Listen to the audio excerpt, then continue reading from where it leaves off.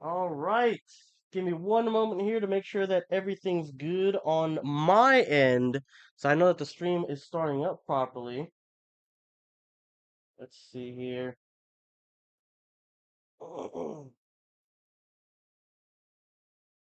Yeah. All right, ladies and gentlemen, welcome one, welcome all. We are here with a brand new playthrough to the channel that's being introduced, and I'm very excited. I've been planning to play this game for upwards of like 4+ months. I caught this game on a Xbox sale, I think in October or September, somewhere around there. I got the Game of the Year edition of Pathfinder 2 Wrath of the Righteous. For those of you that don't know, Pathfinder Wrath of the Righteous is basically a CRPG that is its own RPG tabletop formula style, whatever you want to call it, akin to something like, say, Dungeons and Dragons, and the Baldur's Gate 3 game that won Game of the Year, what was it, 2 years ago in 2024. This apparently is a game that I believe, correct me if I'm wrong, came out at around 2018, has gone through a bunch of fixes, a bunch of gameplay changes, brand new DLCs that revamp certain areas of the game, has real time or turn based combat depending on what you want. The power scaling is apparently insane, and it has a big cast of characters that people really love, along with its story, which people have also said is a really great formula for success. And some CRPG veterans say that this is to this day still better than Baldur's Gate 3, which is pretty high praise. So I'm expecting a lot from this game. Maybe I should go in with a kind of cleansed palate, not expect too much with all the glaze I've been hearing. But I've been very interested in this game, and we're finally going to play it here on the channel. So, a couple of things as we boot this game up. I have looked at the character creation menu. This thing is insane. Apparently, the barrier to entry of this game, that art's amazing, by the way, is very high. It's very complex. It's not D&D. It is D&D plus extra steps, from what I've heard. Owlcat Games are actually making the Osiris Reborn game for the Expanse. Very interested to see how that turns out. Hopefully, they can fix the performance problems on that. But yeah, I've heard some awesome things. It looks very in depth, and I'm excited. I'm excited to jump in. The music's already awesome. I'm already a fan of the music, 100%. I'm sold already. I don't know what the plot's about. I don't really know how things are gonna go down. I do know two things though from what I've seen. One, the difficulty in this game is nothing to sneeze at. I was gonna do like hard, veteran, whatever the harder modes are. The thing is, I've heard that because it's an entirely new system, it's so in depth, the barrier to entry is kind of high. I should be starting in normal, from what I've heard. So I will be doing that. When it comes to character creator, I've heard that character creator is very in depth, very easy to fuck up. Luckily, I'm going to be playing this on normal mode. So because I'm on normal, that's the last apparently mode of difficulty that you can play while still being able to change your class mid-game. So what I'm going to do is right now, I'm going to do a class that appeals to me and something that I really want to try. If I can't do it, I'm struggling a lot, I can't get through enemies, I'm playing bad, I don't understand mechanics, whatever it may be, we will change the build to a very straightforward build that I'll completely look up. But right now, I want to just try from the classes I've seen, like what I want to do from everything there. What's going on, Nigel? Appreciate you for dropping by. How's it going, man? Hope you're having a great day. So we're going to try to play it by ear. Hopefully we don't create a dog shit class. So there are, like I said, this is the Game of the Year edition here. So, okay, so this is difficulty.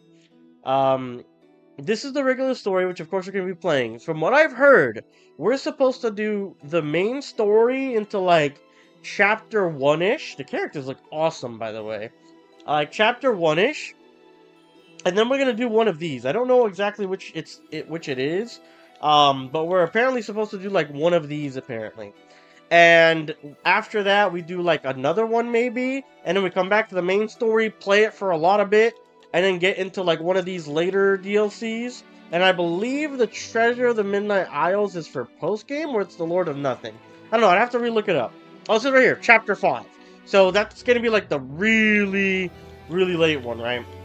But of course, we're just going to be starting off with the story mode here. Let's look at the difficulty. So like I said, we are going to be on normal. I wanted to do daring, but there literally is almost no change. You get enemies slightly weaker, damage to party members is changed. Enable character retrain off, so that's what I'm saying, where you can change your class. So it's really not something I want to incentivize, like, to do. And I would do a custom difficulty, but if you play custom, you don't get any achievements for the game. And achievements aren't like a huge thing for me, but I like seeing them pop up after big moments, right? So I'm just gonna be playing this game on normal, like I said, not that big of a deal. Let's jump into the main story. Join the struggle against the World Wound, the epic war between Galarian and the Abyss that has raged for more than 100 years. Up to now, the Crusader armies have barely managed to curb the overwhelming enemy forces, but not for much longer. The Demon Lords are preparing to strike a decisive blow. You will have to harness mythic powers, take command of the 5th Crusade, and lead it against the demonic hordes. That sounds sick as fuck. I'm not gonna lie. That sounds epic, bro. That legitimately sounds epic as hell. So I'm super excited. Looking at the art here, we have like a skeleton getting lightning bolted by the archdemon. We've got a dude that's like a fucking Valkyrie type beat with flames. Magician in the middle who's blocking something, it looks like, or enhancing him with the flames. We have a succubus, it looks like. Horns, wings, archer, like a ranger succubus taking down some demons in the forefront with a like literal typical fucking paladin looking armor right there. Looks sick. The guy in the bottom right looks interesting. And then I can't tell what that is on the far right. It's like a knight class or something. So I'm assuming this is gonna be like some of our side characters even. Looks awesome already, so I'm very excited. So let's go ahead, normal, like I've said before. And here is the daunting task of creating a character. So we're not going to be doing a pre-made. We're not going to be doing that. These are cool, though, like for presets of Ricks. I wonder if this is kind of like Divinity, where, like, if you don't choose these characters, they will actually be maybe even companions, or at least in the world, right? One thing I do have to say also, if you're a fan of Divinity Original Sin 2, if you're a fan of Baldur's Gate 3, I have a full playthrough, a live playthrough of both of those games in co-op with my friend Andre. If you're interested, make sure to check those out. They're going to be on the channel. Should be easy to find. They're pretty recent. So let's go to custom character. Now, I kind of know what I want to do. Kind of. From looking at all the classes. I don't know 100%. I haven't looked up a build. I just kind of have like a little outline of what I want to do. Because, of course, like I said, this game is apparently super complex. So I've looked up a little bit in terms of like character creation. But that's it. I don't know anything about the story. Nothing past this. Nothing. Alright, so... Oh, what does it say, actually? Create your champion from scratch. Choose their race, class, gender, and alignment. Customize their appearance, and finally tune their abilities, skills, and feats. So I know, I've actually looked at this menu when I bought this game. I want to say like, man, what was it, like 7, 8, 9 months ago, however long. So I've actually looked at some of these portraits when I was like skimming through the character creator all the way back then. But I don't remember them. This one looks kind of cool. Like an older gentleman. So these are just character portraits, right? This is like, it's kind of like KOTOR. Like, you're picking the picture you're going to be seeing, but that's not necessarily what your character's going to look like. Although KOTOR, like the original KOTOR all the way back in the day, that was, like, what you see is what you got, pretty much, right? Oh, Gui, one of our frequent members, actually started playing this game, and I think he got this guy as his portrait. He showed me, like, a picture of it forever ago. So let's kind of look at all of them. I am going to apologize in advance. I'm probably going to have a... Ooh, that one's cool. A very long time in the character creator. But hey, it is what it is. Ooh, that looks sick. Like a dual-wielding fucking wizard or mage. That's awesome.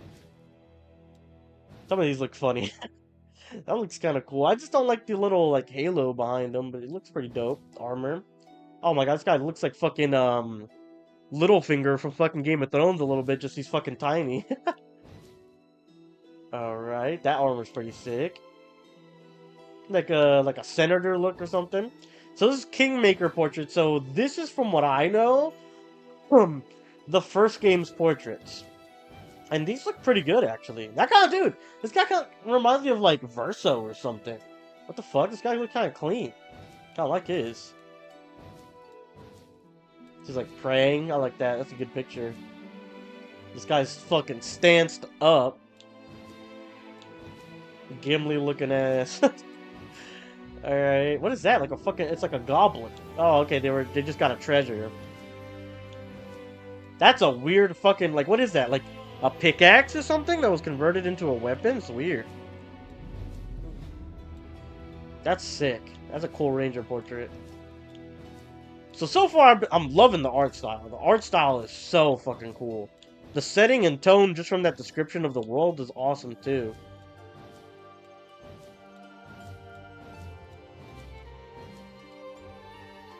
Kingmaker characters.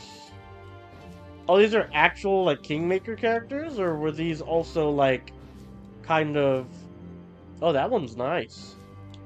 Preset. Oh, I like that. You, like, get to see their full... I mean, they don't look good, but... like, you get to see their full reveal. So I'm unfamiliar. I think these are... characters that are part of Kingmaker 1 then? Because this is Kingmaker 1 portraits, right? I like hers a lot. That one looks really sick. I love this art. This looks awesome. Although I am going to have a male character. This one's kind of what I want, but I just don't like the, like, orcish, half-orc, like, look. It's not my favorite. I've never been a big orc fan.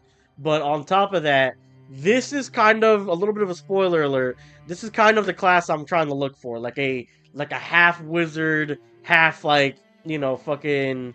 swordsman type beat, but I have a particular build in mind. What are these ones? Is it blue and red? Like alternate personalities or something? No, even the like tattoos change. That's interesting. So out of the ones that I've seen, I kind of fuck with Verso. I'm not gonna lie, I think Verso's is kind of cool.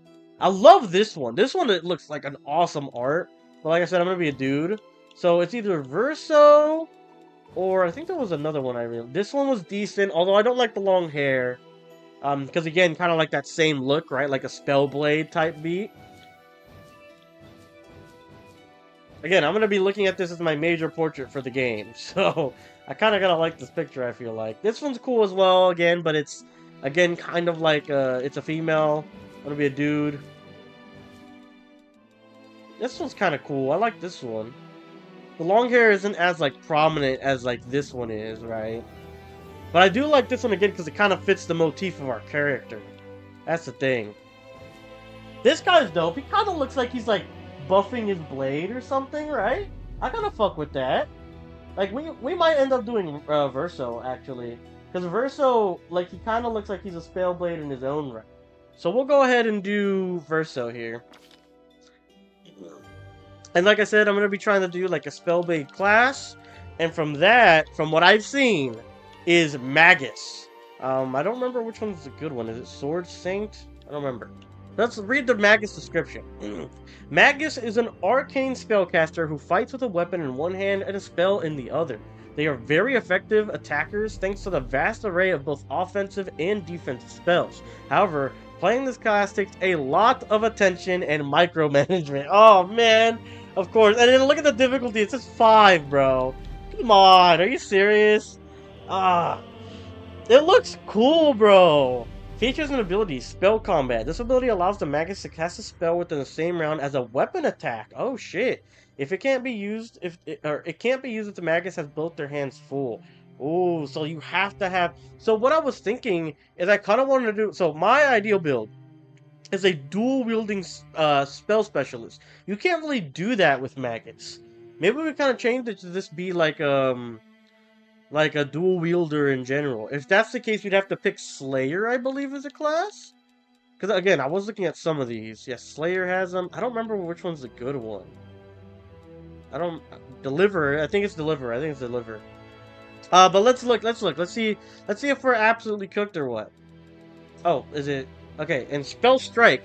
This ability can charge a weapon with a spell that requires a touch attack and then deliver it by attacking the enemy with that weapon. That looks interesting. So, like, you enhance with one hand, hit with the other. I like that a lot. Okay, so it kind of does look like Versil's portrait. Okay, I fuck with that. Magus possess a pool of arcane energy that allows them to empower their weapons, restore spent spells, and use other special abilities. So let's look at the Sword Saint. I do believe that is the one that was the one recommended. Arcane Caster, a Sword Saint spends his life focusing on training and meditation into a rapturous perfection of the use of a single weapon. Okay, so this is like we're supposed to be doing one weapon. So that does kind of suck. I wanted to do a dual wield build, which is usually but not always a sword. Channeling his arcane might through it in a dizzying and deadly dance beyond the abilities of even the greatest mundane warriors. Even the greatest of mundane warriors. Like, that's so weird. So he's better than the average warrior. Okay. Knowledge Arcana, Knowledge World, Use Magic Device, Athletics, and Persuasion. I do like Persuasion. I do love persuading people to do stuff in these games, so that's a plus. Level 1, base attack bonus 0, 1. Don't know what that means. Fortitude plus 2, Reflex plus 0, Will plus 2. So he is kind of like, he's okay at resistances for like the mind. Chosen weapon added by the archetype, which will probably end up doing a sword. Canny defense added by the archetype. I'm assuming that makes you like a little bit more nimble. Magus proficiencies, I don't know what that means, removed by the archetype. Arcane pool, spell combat, and cantrips. Level 2, it tells us we get Spell Strike. I mean, we're probably going to go all in one level. I doubt I'm going to multi-class in this. Again, we can fix our class if it's really that bad. So I think we're just going to go with the Sword Saint. And like I said, if we really are struggling, I'm not doing well, then we'll go ahead and do... we'll switch over to that Slayer class. But for now, Magus it is. So human, +2 to 1 ability score at creation. The character gets a +2 ability or bonus to the ability of their choice. Feat. How do we get in first? There we go. A feat is an ability the character has mastered. Feats often allow characters to circumvent rules or restrictions. That sounds useful. Characters gain 1 feat at first level and every 2 levels thereafter. Humans receive a bonus at the first level, so you get 2. Skilled. Humans gain an additional skill rank at first level and 1 additional rank whenever they gain a level. That sounds really good, actually, too. So you get +2 to 1 ability score, and you get feat and skills. I kind of fucking mess with that. So Elf, that's -2 con, +2 dexterity, int +2. So this might be good for us as well. We're less, like, we're more squishy, but at the same time, dex and intellect, which I think we're gonna need, is really good. Let's look at these traits here. Keen senses. Dwarves, elves, gnomes, half-elves, half-orcs, halflings, kitsune, and oreads receive a +2 racial bonus on perception checks. That seems pretty good. Elven magic. Elves receive a +2 racial bonus on caster level checks made to overcome spell resistances. So, like, will saves and stuff like that.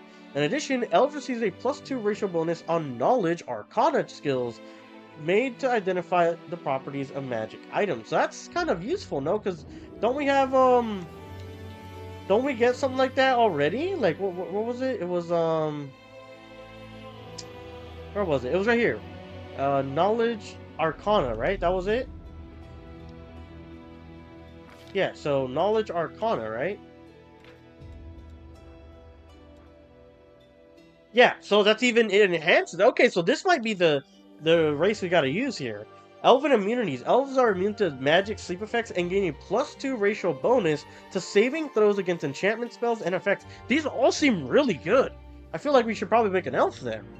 Elven weapon familiarity. Elven weapon familiarity. Elves are proficient with longbows, including composite longbows, long swords, rapiers, and short bows. This looks really good. Long swords are one-handed, right? It's great swords that are two-handed, I believe. So this is perfect, it feels like. And treat any weapon with the word Elven in the name as a martial weapon. That's pretty cool. Racial heritage. Various places and living conditions create sub-races differing from their peers. They gain unique racial traits in exchange for losing some of their usual ones. I don't really know if that's any good. Alright, so that looks good. Dwarf. I'm not interested in a dwarf. No, I'm not interested in halfling. Half elf. So half elf, let's see, what do they get? They get the keen senses, elven immunities, and racial heritage. They get no bonuses off rip. Plus two one ability score at creation. The character gets a plus two bonus to an ability of their choice. So kind of like a human, but with some elf stuff, because obviously half elf, right? Half orc, I guess let's look at that one for a bit. Plus two to a score of your choosing. Intimidating. Half orcs receive a plus two racial bonus on persuasion checks. That's interesting. Oh, when used to intimidate. Okay, that makes more sense. Orc weapon familiarity, so same thing as the elves, but with orcs. Orc ferocity. When a half orc is brought to below 0 hit points but not killed, he can fight on one more round as if disabled. At the end of the next turn, unless you're brought to 0 hit points, he immediately falls unconscious. Keen senses, same as before, and racial heritage again. Asthma. Light halo. Asimars possess the ability to manifest halos. They can create a light centered on their head at will. Using the halo, they gain plus 2 circumstance bonus on saving throws against becoming blinded or dazzled. Interesting. Celestial resistance. Asimars have acid resistance 5, cold resistance 5, and electricity resistance 5. Interesting. Tieflings. Fiendish resistance. What's that? Oh, same thing. Although many tieflings follow the general model of tiefling, many do not, right? So same thing.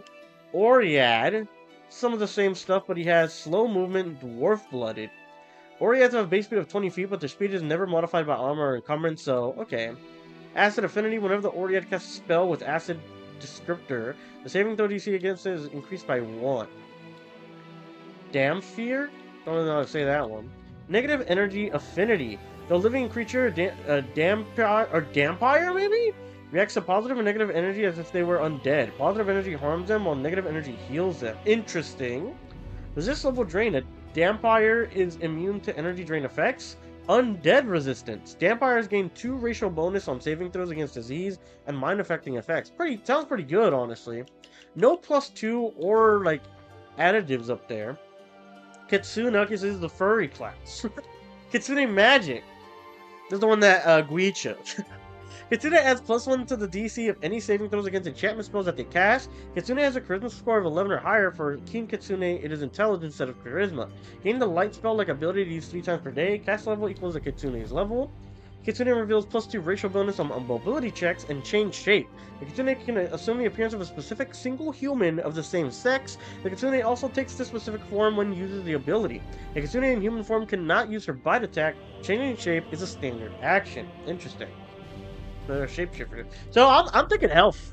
Genuinely, I'm thinking elf. It looks like it gives us the bonuses that we would want. Con kind of sucks that it's -2. But everything seems pretty good with it. I do like the human just straight up. Getting an extra skill every level up, and then also getting a feat off rip does seem really good, though. I don't know. I like them both. I genuinely like them both. But this one, the Keen Senses looks pretty good. Elven Magic looks awesome for caster, spell resistance, right? Elven Immunities +2 to racial bonus to saving throws against enchantment spells. And then you get, like a long array of weapons kind of just granted to you that you don't have to like spend a feat in, right?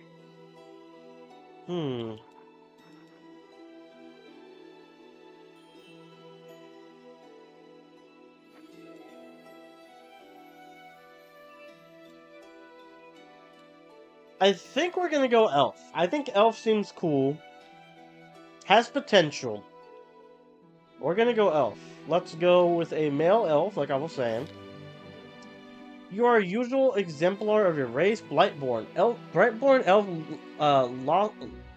loses elven immunities and elven magic, but gains +2 racial bonus on saving throws against necromancy spells and spell-like abilities, and spells and spell-like abilities with a curse descriptor at a +1 bonus on attack rolls against outsiders with a demon subtype. Lore Master elf loses elven magic and keen senses, but gain +2 bonus on knowledge arcana and use magic devices. I feel like basic is fine. Basic is fine, I think, because it gets us what we wanted from our race, right? So I think that's good. I think that's fine. Craftsman. You're a stranger to hard and honest work. Your hands are callous and your body is strong. One may find your life dull and tedious, but your day-to-day routine made you resilient and enduring than most. Possible selections. Farmhand adds athletic and lore nature to the list of skills. Also becomes proficient. She also becomes proficient with size and gains a +1 fortitude to saving throws. Wait, am I not a male? I thought I was a male. Am I tripping? Because this is a girl, right? Yeah, I want to be a dude. Okay. Okay, I'm tripping. I'm tripping. Basic. Okay, well, let's look at the other stuff here. Smith. Smith adds athletic to this list because it says her class. That's why I'm like confused, right? She also becomes proficient with light hammers. Miner adds athletics to the list of her skills. She also becomes proficient with light and heavy picks to get +1. Lumberjack, athletics to the list of skills. She becomes proficient with hand axes, battle axes, and great axes. Not really stuff I really care about. Noble. You belong to the world of wealthy and powerful, and this world is much more challenging than one may think. You had to develop a certain set of skills to overcome those challenges, and now you feel confident about whatever lies ahead. Emissary adds persuasion and knowledge of world to the list of her class skills. She also becomes proficient with rapiers and bucklers. I kind of fuck with that. Bucklers and rapiers I don't really care about, but the skills I do. If the character already has a class skill, weapon proficiency, or armory proficiency granted by a selected background from a class, then the corresponding bonuses from background change from +1 competence bonus in case of skills and a +1 enhancement bonus in types of weapon, and a -1 armor check penalty in armor. Persuasion. This was what? Persuasion and knowledge of worlds. This is just persuasion. Rapiers, longswords, greatswords, and bucklers. We already have that though. Because we're an elf. Persuasion and trickery. She also becomes proficient with rapiers and bucklers. Again, not really important. Interesting. Okay, her background is unknown, doesn't grant you any bonuses. So let's look at the bonuses. Lore nature, lore religion. I don't like that it keeps saying she. It keeps making me think I'm a girl. 1 second. Dun dun dun dun dun dun.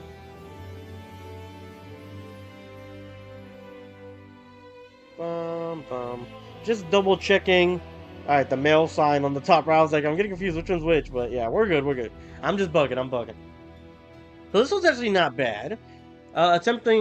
She can also use her intelligence instead of wisdom while attempting lore, nature, and lore religion checks. Acolyte adds persuasion and lore. She can also use wisdom instead of charisma. Oh, so this one's not really this is not really what I want. No blade. Regional. Wow, there's a bunch of these. Holy shit. Persuasion also becomes proficient with dueling swords and bucklers. Trickery and knowledge world. Also gains +1 bonus to reflex saving throws. That sounds kind of good. Verizian Explorer. Mobility becomes proficient with short swords and daggers. In addition, River Kingdom's Daredevil gains a +2 bonus to AC against attacks of opportunity. Oh, so +2 if we're moving. That sounds kind of good, actually. These ones so far are really good. These regional ones. Knowledge Arcana +4 dodge bonus to AC against devils. Or we're going against demons, not devils, right? Because they're two completely different things. I think they, like in most like D&D type lore, I'm pretty sure they like hate each other. So we're either gonna go against one or the other. I think it's demons from what it said in the description. Persuasion to the list. Also gets +2 bonus on diplomacy. What is diplomacy? Is that kind of like persuasion? Okay, interesting. Kadarian Wanderer. Perception and lore nature to the list. She also gets +2 on saving throws against fatigue and exhaustion. Knowledge world, 2 to world and skill. Lore and stealth. Probably not going to be doing stealth this game. +2 bonus on knowledge arcana. So this is knowledge arcana stack. Lore, religion, and skills. +3 bonus to maximum hit points. That's pretty decent. Knowledge arcana, get a +1 bonus to damage with alchemist bombs. We don't use that. Mobility and aesthetics. In addition, shackle corsairs can +2 to CMD against trip attempts. There's so much, right? Holy. This one doesn't look like it. I'm thinking those first two looked awesome. It was the Verisian Explorer and the River Kingdom's Daredevil. Yeah, I like those a lot, actually. Scholar's probably not going to be what we want.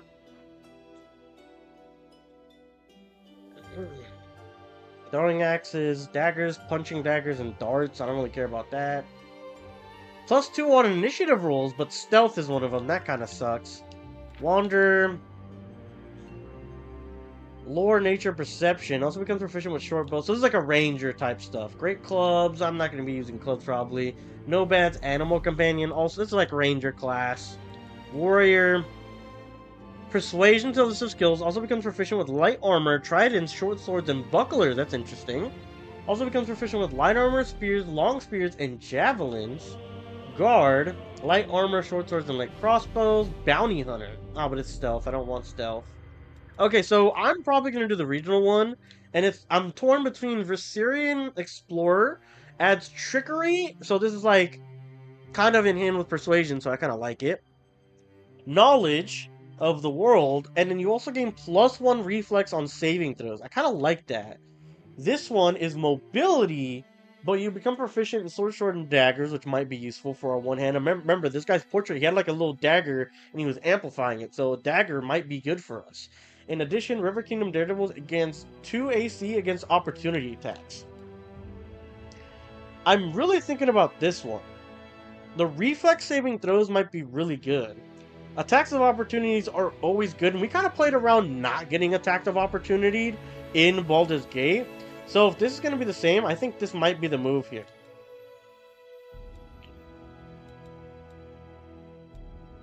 Or was it?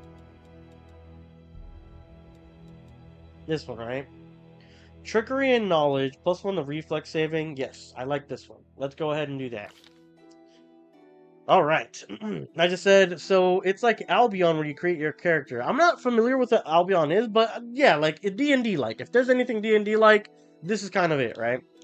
So it's saying that Dex and Intelligence are the two that we want to do, which of course are supplemented with our race of Elf. I want to go ahead and put like 14 on this if I can. Dex, let's go ahead and do 18, and can we get 16 here? 14. Like, I don't know if I need strength up. We probably don't. Wisdom. Will saving throws for negating effects of charm person and other spells. Perception, lore nature, and lore religion skill checks. Persuasion. Ooh, we want to put 2 points here for sure then.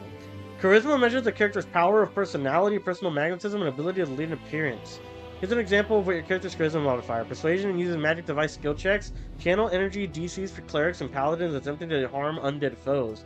Bards, paladin, blood rages, oracles, skalds, and sorcerers gain a number of bonus spells based on charisma scores. The minimum charisma score needed to cast a spell is 10 plus the spell's level.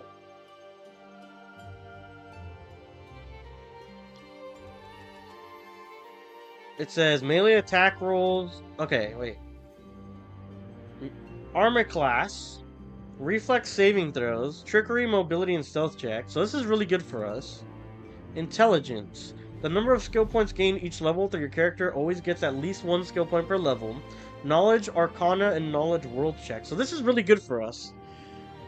Maybe put con down to like just 12. Because I want to have good con points, but you kind of get fucked, right? Because of the -2, but it is what it is. Constitution bonus for a character's hit points, so the ability is important for all classes. Here are examples of where you amplify your character's Constitution modifier. Fortitude saving throws for resisting death effects, poison, disease, and similar threats. Hit points your characters will gain when they level. So that's obviously really good. Oh, man. I'm thinking of maybe doing like 12 on strength, because it says that strength measures the muscle and physical power, and it matters with melee attack rolls. If we're going to be melee, we need some points in it, no? And then the sucky part is this last point's kind of useless. Because every game like this always goes like +1 is like nothing, essentially, right? That's pretty much what it feels like most of the time.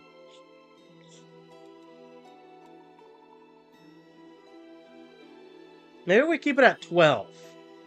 And then we go somewhere else harder, like maybe this to 16 and then Charisma to 13. Because it says Charisma, it says channel DCs for clerics and paladins. Okay, that's not the one, but it says...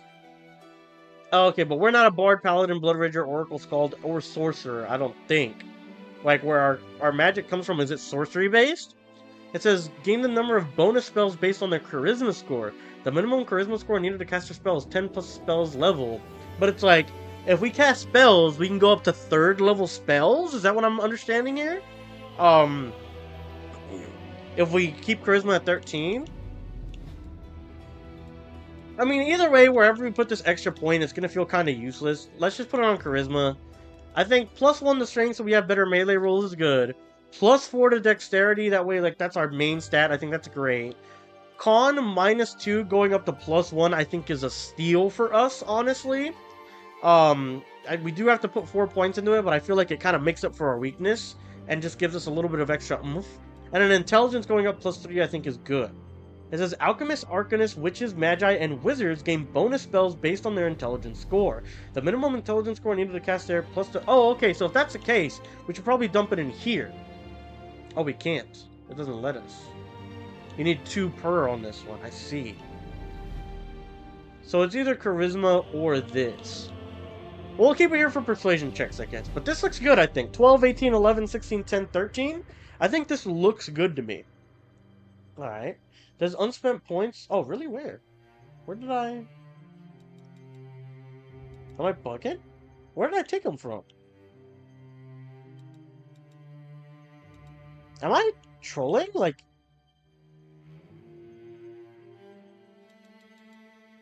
I swear I spent the points. So we can have +1, +4. Well, hold on. Let's go back to 12.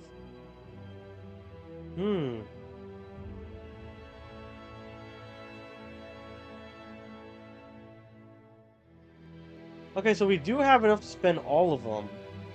Where do we want to max it, though? Persuasion checks, maybe? So we would be 12, 18, which I think 18 is a really good spot. Like, I don't want to go to 20. I want to keep it 18 if I can.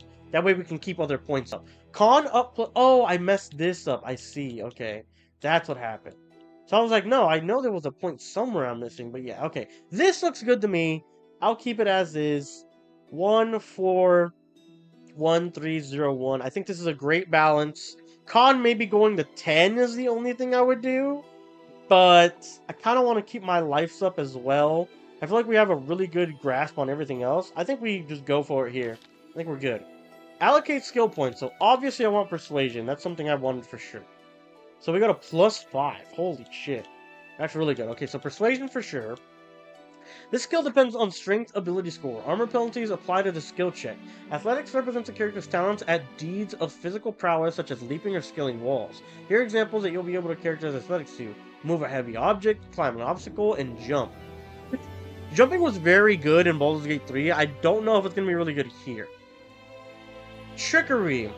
This skill depends on the dexterity ability score. This goes to +9 if we put a point in it. Oh my god. This skill cannot be used if your character is not trained in it. Armor penalties apply to the skill check. Here's examples of where you use trickery. Disarm traps or devices. Open locks on doors and chests. Wow. So that's a really big skill boost for 1 point. We might want to do one in here too. Knowledge Arcana.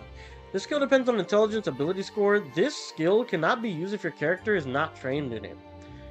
Knowledge Arcana represents a character's knowledge about spells, magic items, and numerous bits of magical lore. Arcana spell scroll scribing during camping, identification of found magical items, learn spells from spellbooks and scrolls. I think a +5 is fine in that, right? Right, that's good. Knowledge World. This skill depends on intelligence ability score. Here are examples of the knowledge it'll do. Brew potions during camping, decipher writing on foreign languages, recall knowledge about geography, history, locales, and abilities. That one might be interesting. Perception might be good as well. Notice traps and hidden objects. Determine your chances of not being surprised in case of sudden attack on your camp. So there's a camp system in this one too. Use magic device. How good is this? This skill depends on charisma ability score. Use magic device skill represents character's talent at activating magic items even if you're not otherwise trained in their use. Activate wands and scrolls that you would normally be unable to use. I don't really know what this means though. Like, is this good or not? I think trickery and Persuasion are a must. Persuasion, I think, more so than anything else. Trickery at a +9, I think, is super good, right? 2 points on something else, I don't really know. Getting one of these up would be good, right? But I think out of the two, this one will probably be the more useful. Decipher writing in foreign languages and recall knowledge. So the recall knowledge is probably going to be like skill, like the checks that you're going to get frequently on like, do I know where this is? Do I know what this object is? Type B. Identification of found magical items. Scribing spells during camping and learn spells from spellbooks and scrolls. I really don't know, honestly. Like, these ones only give me 1 point, so I don't feel like that's really that great. Like, I think I might want to do, like, okay, something that I'm green in. So if that's the case, I'd probably do these just to make them insanely good checks, right? And then hope that other people maybe are good here. Allows to recall knowledge about dungeons or nature. Delays fatigues when traveling on the world map. Divine spells scroll scribing during camp gives an ability to cure a disease. Wow, that's really good. Recall knowledge about planes or religions. I think we should probably just stick to what we're really good at. Move heavy object, climb an obstacle, jump. Like, these I think are really good. I don't know if athletics is really good one. Strength is +1 too, so like, even if like, so let's just say we got rid of this one and got it here. 4 is good, actually. That would have us like more that would have us more well-rounded, I feel like. Like, being able to get a +4 to this, and then have this pretty max, and then this one's not max, but it's really good, right? Like, a +5 is nothing to sneeze at, I feel like. So I think we can go ahead and do this for our skills here. And we still have none. No, we don't have any. Okay. Alright, next on up, feats. Oh my god, so I've seen this when I was looking months ago. Like, what? Like, dude, there's 2 million fucking feats in this game. Bro. What the fuck? I mean, look at the amount of feet. Of course, I'm not going to be reading everyone. And there's literally ones that are thumbs down and thumbs up. So I think let's pay attention to the ones that are thumbs up first and foremost. And maybe decide on those, right? That'll probably be our thing. Arcane Armor Training. You learn how to cast spells while wearing armor. Benefit, reduce the arcane spell failure chance due to the armor you're wearing by 10% for any spells you cast. So that might be really good. That way I can wear armor and cast my spells. Apparently we won't be able to do that normally. Get a +1 bonus on attack and damage rolls with ranged weapons of up to 30 feet. So I don't know if this is like Baldur's Gate, like where you get to have a bow equipped with your traditional stuff, and you can change to your bow whenever you want if someone's really far away. If that's the case, this is a really good feat. If it's not, I don't know. Weapons finesse. With a light weapon, elven curved blade, S-stock. So elves, curved blade, we're already good at that, because we have the elf martial skill. S-stock or rapier made for a creature of your size category, you may use your dexterity modifier instead of your strength for attack rolls. That might be good, but those 3 exactly are not my favorite. You know what I mean? Like those 3 weapons. Alertness. To get +2 on perception skill checks, if you have 10 or more ranks in that skill, the bonus increases to 4. So, just a passive perception check. Okay. Allied Spellcaster. With the aid of an ally, you're skilled at piercing the protections of other creatures with your spells. Whenever you're adjacent to an ally who has this feat, you receive a +2 bonus on concentration checks. Okay. Let's go to the other greens. What is this? Elemental Focus? The spells of certain elements are more difficult to resist. That looks kind of good. What do we have? Come on. Where are the thumbs? Here they are. Excuse me. Cleaving Finish. Fuck. I don't have Cleave and I don't have Strength 13. I have 12. Wow.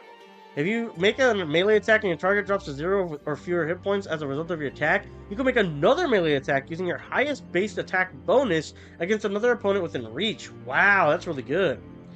Critical Focus has 2 of the following features. We don't have any of those. So those are not good. Trip. You can use strength and agility to send flows crashing to the ground. So we don't have the prerequisites for any of this, bro. What the fuck? Yeah, we don't have shit for this. Oh my god. So trip for that last one is like its skill in itself. So like this one, like we'd have to get trip and Fury's Fall essentially. How many points do we have? Do we just get to choose one maybe? I think we probably just choose one. Yeah, so we don't have anything here. Like, bro. We might have to get, like, a basic one or something. What about these green ones that were down here?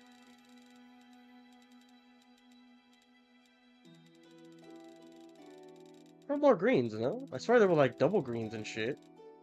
Were there not double greens? Maybe it was a green with one of those arrows. Maybe that's what I saw in passing. You can use Stigmata for 6 rounds per day. What is this? Elemental Fist. Dazzling Display. We might have to get one of the basic ones if this is the case. Base attack bonus 1, current value 0. Choose one weapon type. You can choose an unarmed strike, or if you're a spellcaster, melee or ranged touch attack as your weapon for the purpose of this feat. Benefit, you gain +1 bonus to all attack rolls you make using the selected weapon. Special, you can gain this feat multiple times. The effects don't stack. Each time you take the feat, it applies to a new type of weapon.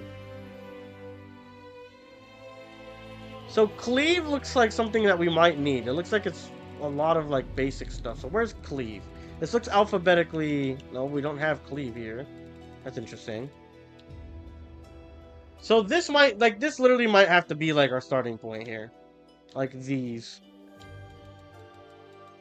Where do we start seeing red? Like where like we don't have shit. Here.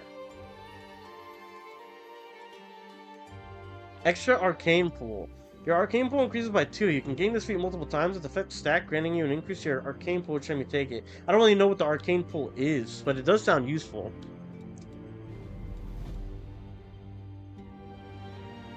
You'll become even more resistant to enchantment spells, getting a +2 on saving throws. Additionally, the DC of enchantment spells you cast increased by 1. Improves initiative. Your quick reflexes allow you to rapidly react rapidly to danger. You gain +4 to initiative checks. That's pretty good. You get +2 on will saving throws, reflex. You become proficient on all martial weapons. That might not be bad, actually. Just that we can pick up whatever we want, right?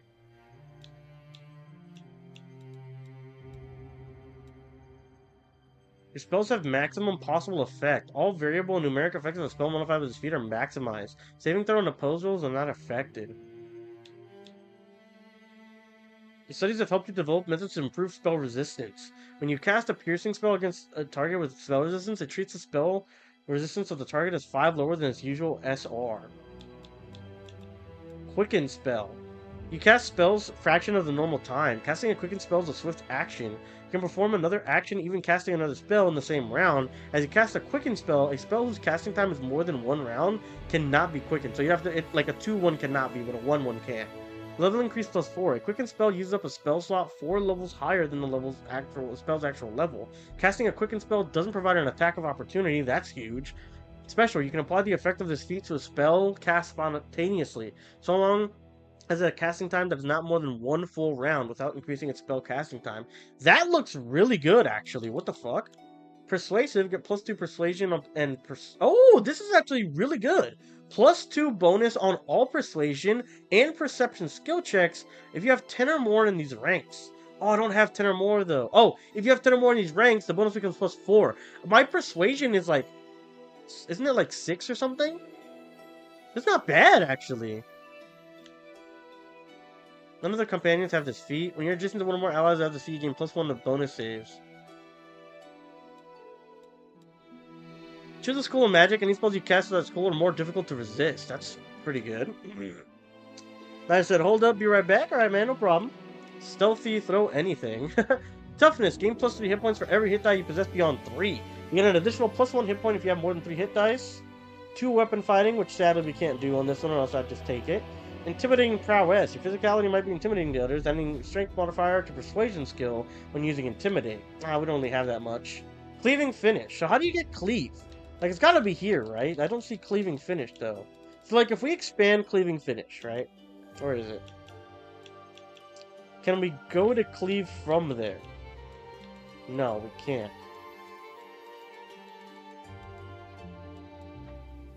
But there's no cleave. Like, there's no straight-up cleave that I can get. Yeah, master the ability spells while wearing armor. Benefit, reduce the arcane spell failure rate due to armor you're wearing by 20% for spells you cast. This bonus replaces and doesn't stack with the bonus granted by arcane armor trait.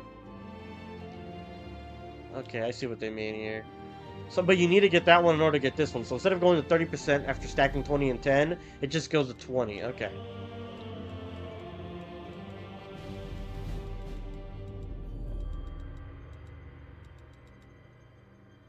Oh, Cleave is right here. Power attack, I need 13 strength. I don't have it. Okay. So what I'm thinking is either doing the Quicken spell, which did sound really good, although I don't know if that really applies to my spells or not. Or maybe just doing this Arcane Power one. Oh, it tells me what these are a prerequisite for. I see. You gain +2 on initiative attacks, initiative checks as long as you start the combat with Dueling Sword. Piranha Strike. When wielding a light weapon or any other weapon that can be used with the weapon finesse, you choose -1 penalty on all melee attack rolls and combat maneuver checks to gain +2 on all melee damage rolls. Weapon finesse mythic. Your next favorite weapons that rely on your agility. When using weapon finesse, you may also use your dexterity modifier instead of strength. That sounds good. Fighter's finesse. The fighter gains the benefit of the weapon finesse feat with all weapons that belong to associated fighter weapon group. The fighter must have the weapon finesse feat. So you need this one. Fencing Grace. Your dashing style and fluid fencing forms allow you agility rather than brute force of your foes. You can add your dexterity modifier instead of strength to your weapon. One-handed piercing weapons. Slashing. One-handed slashing weapons. Okay, so we kind of need this one. Because you stab your enemies with your sword, another slashing weapon. Benefit, choose one kind of light or one-handed slashing weapon, such as a longsword. When wielding this, you can choose... you can add your dexterity modifier instead of your strength. So that's what we need. Okay, so we're actually going to do weapon finesse then. Okay, that's big. We can only choose one. Okay, yeah, we can only choose one. Why are they different sizes? Is it just the text size? I think it is. Okay, so weapon finesse it is then. Chosen weapon. A sword saint is proficient in simple weapons and in a single marital, martial or exotic melee weapon of his choice. A sword saint is not proficient with armor or shields, and suffers normal arcane spell failure chance when casting magic spells while armored. So we're going to be unarmored for the most part. At first level, a sword saint gains weapon focus with his chosen weapon as a bonus feat. I don't really know what is a common weapon. I mean, maybe just like a... So what's a dueling sword?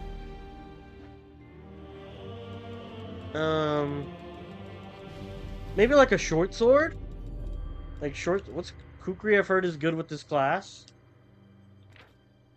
It doesn't like give you... Oh yeah, it doesn't give you information on what they are exactly. I'm thinking like short sword if we can find it. Yeah.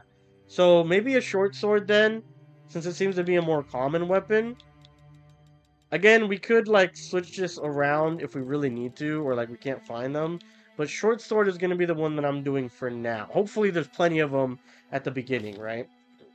Choose spells. So we got 6 spells to start. Oh shit. Alright, so this is going to be a little bit complex. I don't really know... Alright. True Strike, casting time standard, duration 1 round. You gain temporary intuitive insight into the immediate future during your next attack. Your next single attack roll, if it's made before the end of the next round, gains +20 insight bonus. Additionally, you're not affected by mischance that applies to attackers trying to strike a concealed target. What are those spells on the right? Like, there's stuff I already have? Like, are those my cantrips? The Daze, Acid Splash, Disrupt Undead, Flare, Light, and Ray of Frost? I think they are, right?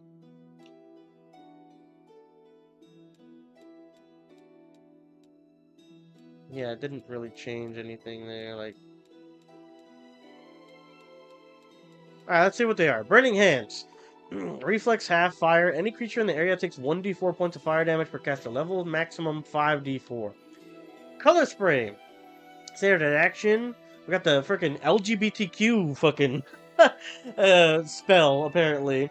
Will negates are the saving throws. Mind affecting. A vivid cone of clashing colors springs forth from your hand, causing creatures to become stunned. That's pretty good. Perhaps also blinded, and possibly knocking them unconscious. Bro, this thing does everything. What the fuck? Each creature within the cone is affected according to its HD. You have no idea what the fuck that is. HD? It's high definition. 2 HD or less, the creature is blinded, stunned, and knocked unconscious for 2d4 rounds. Wow! Then blinded and stunned for 1d4 round, and is stunned for 1 round. Only living creatures are knocked unconscious. 3 or 4 HD. The HD has to be like your spell level, though. It has to be. The creature is blinded and stunned for 1d4 round and stunned for 1 round. 5 HD or more. Creatures stunned for 1 round. Sightless creatures not affected by color spray. I think this one's one I want to do. It looks really good. Corrosive touch. One creature within a touch range. Your successful melee touch deals 1d4 of acid damage. Enlarge person. This spell causes instant growth of the humanoid creature, doubling its height and multiplying its weight by 8. Holy shit. This increase changes the creature's size category to the next larger one. The target gains +2 to bonus to strength, -2 penalty to dexterity, at a minimum of 1 point. 1 penalty on attack rolls and AC due to its increased size. Melee and ranged weapons use this creature to deal more damage. A humanoid creature whose size increases large to a space of 10 feet and natural reach of 10 feet. The spell does not change the target's speed. This doesn't even look useful. This looks like ass. Like, what does this even do? It just causes instant growth. Who cares? Expeditious Retreat. The spell increases your base speed by 30. This adjustment is treated as an enhancement bonus. There's no effect on other modes of movement, such as burrow, climb, fly. So it's just something that gives you extra movement that you maybe want to do before fights or something. It's Flare Burst. All creatures within a 10-foot burst centered on target point within close range. This spell functions as a flare, except that it affects all creatures, so that's yourself included. Grease. All creatures in a 10-foot burst center on a stage close to range. A grease spell covers the solid surface with a layer of simply grease. Any creature in the area when the spell is cast, every round after that must make a successful reflex save or fall prone. Magic Missile. Magic Missile was good for us in Baldur's Gate 3. A missile of magical energy darts forward from your fingertip and strikes its target, dealing 1d4 plus 1 of force damage. The missile strikes unerringly even if the target is in melee combat. So long as it has less than the total cover of the concealment, specific parts of the creature can't be singled out. Objects are not damaged by the spell. For every 2 caster levels beyond first, you get an additional missile. I think we'll take Magic Missile. Magic Weapon. We already kind of have a weapon, but let's see what this is. Magic Weapon gives a +1 enhancement bonus on attack and damage rolls. An enhancement bonus doesn't stack with the Masterwork Weapons +1.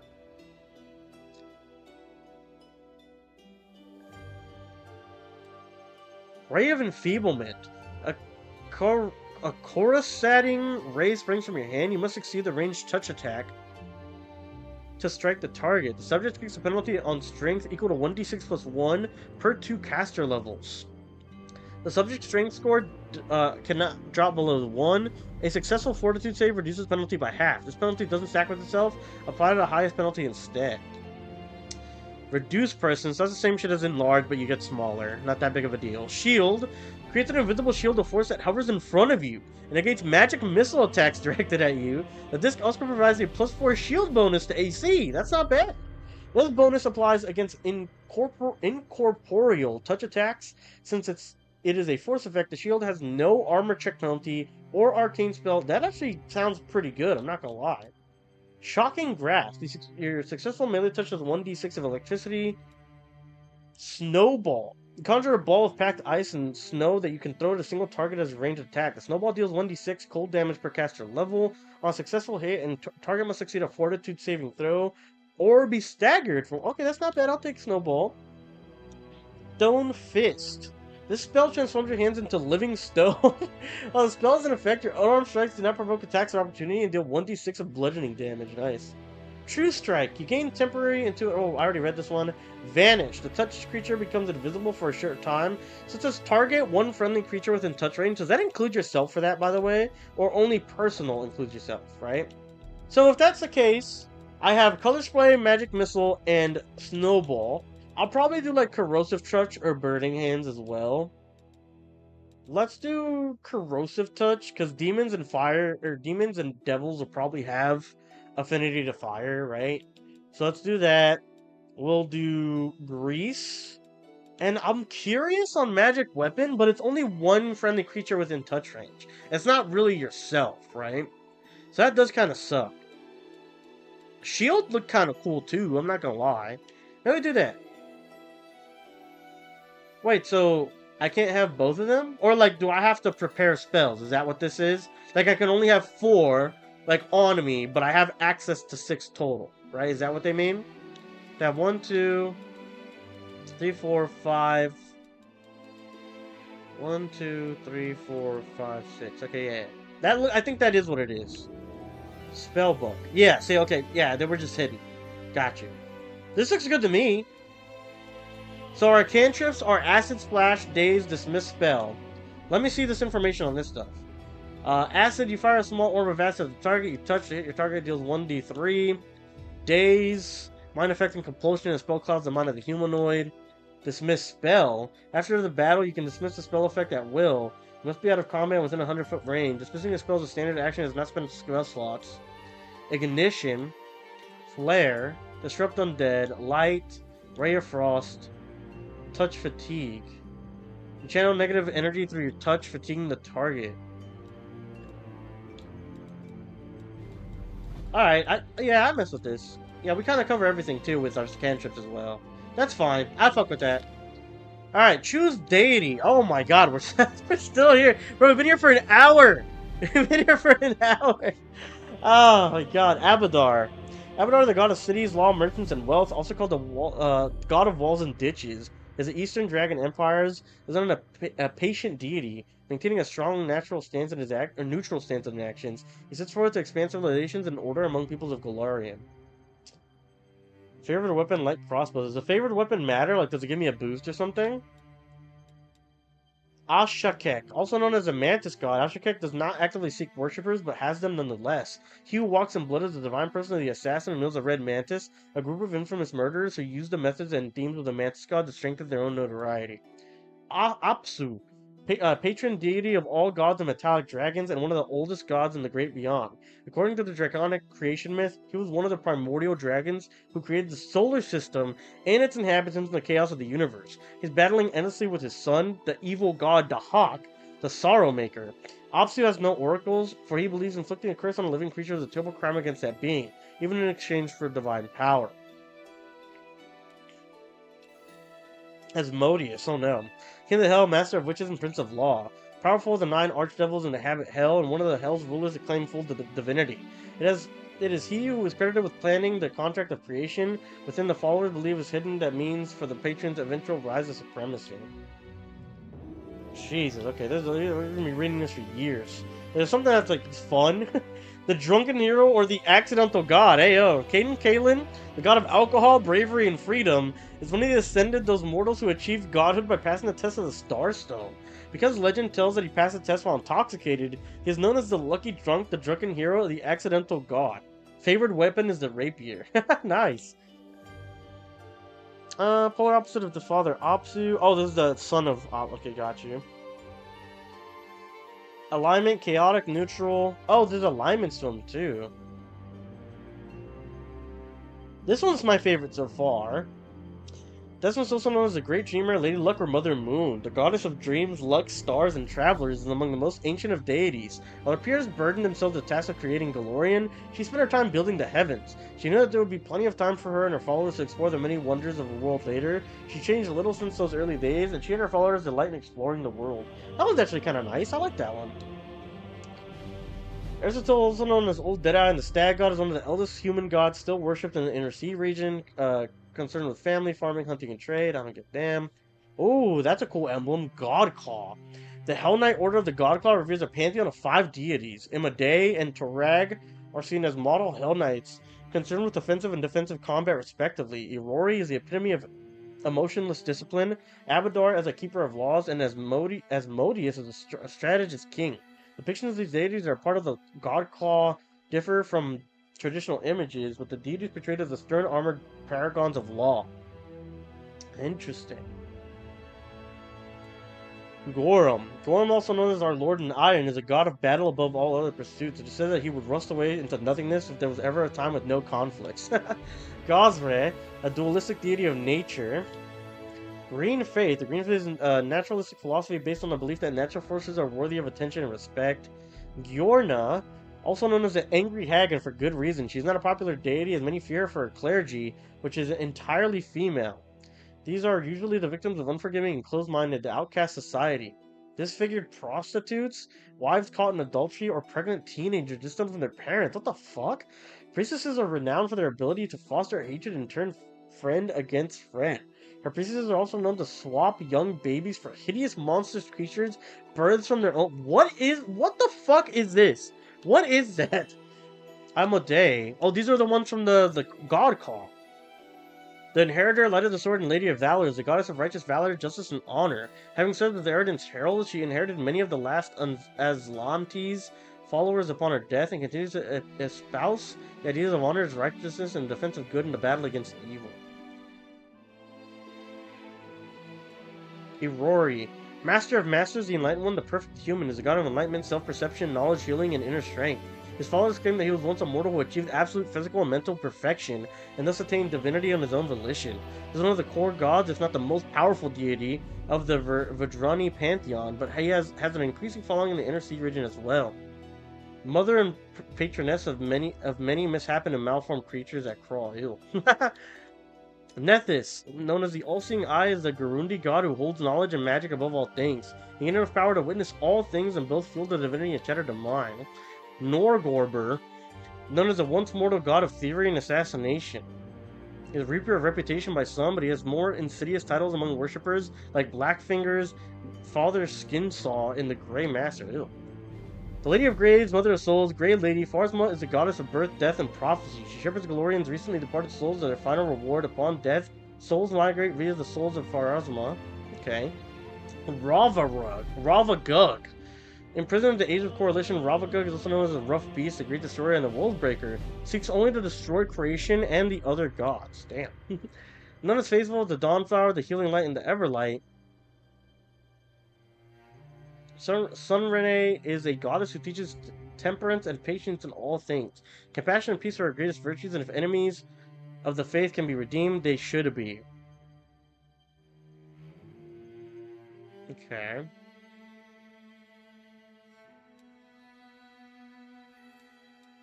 Shellen.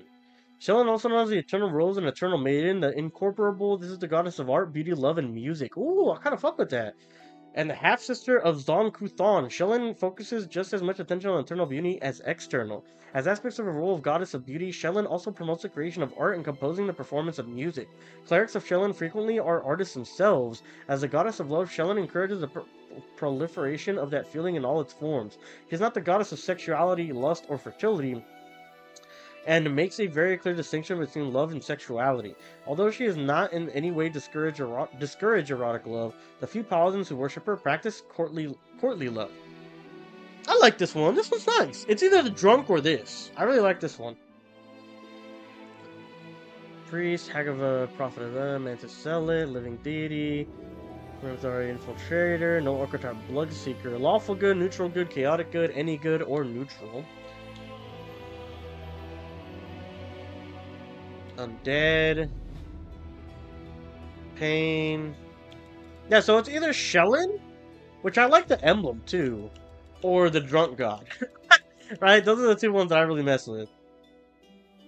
A god of alcohol, bravery, and freedom. Oh, freedom, the US! Is one of the ascended, those mortals who achieve godhood by passing a test of star stuff. Domains are chaos, charm, good, strength, travel.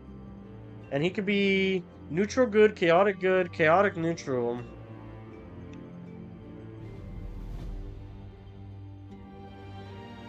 Neutral. What can she give? What can she be? Lawful good, neutral good, chaotic good, any good, neutral as well. So they're both kind of in the same realm. Air, charm, good, luck, protection. I like this one. I kind of fuck with Shellen. Like if I was like to devote myself for realsies, like in a world like this, again, it would probably be the drunk god just for the memes or her. And she seems like nice, like, you know, to love things and all that. I kind of like that. So, alright. So this is like the spectrum here of like personalities. So because of our god, it affects what we can do. I'm thinking so far like neutral good or... A creature's overall moral and personal attitudes are represented by its alignment. Lawful good, neutral good, and chaotic good. Lawful neutral, neutral, chaotic neutral, lawful evil, neutral evil, and chaotic evil. Good characters protect innocent life. Evil characters debase or destroy it. Whether for fun or profit, lawful characters tell the truth. Oh. Whether for fun or for profit. Oh, that was for the evil characters. Lawful characters tell the truth, keep their word, respect authority, honor tradition, and judge those who fall short of their duties. Chaotic characters follow their consciousness, resent being told what to do, favor new ideas over tradition, and keep their promises only if they feel like it. I feel like neutral good's kind of my right? Because like I'm good, but I'm like neutral. Like I do what I want, but I also like upholding like not the laws, but like things that I hold dear. All right, so I think neutral good's probably good here. And then the actual character creator. All right, let's see. This one's kind of like the buffer one. Is there like a chunkier guy? This guy's kind of chunkier too. I'm down for 2. Skin tone. Let's get a little brown in here. Probably like 6. This one's not bad, but I think 6 is more... Yeah. Face... Can we zoom... There we go. I was gonna say, can we zoom in? Damn, he's smiling up a storm. Look at him. He's happy as a bitch. The scowl's fine, right? Tell you what, this ain't no Baldur's Gate 3 in terms of customization. I'll tell you that much. 1 or 6?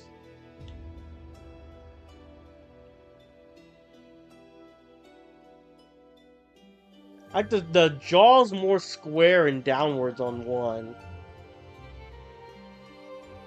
Oh, it's 5, not 6. I'm dumb. I just said, sorry, Cookie, something came up. I'll see you next stream. Hey, man, no problem. Appreciate you for dropping by, and you have a good one, man. Have a great day.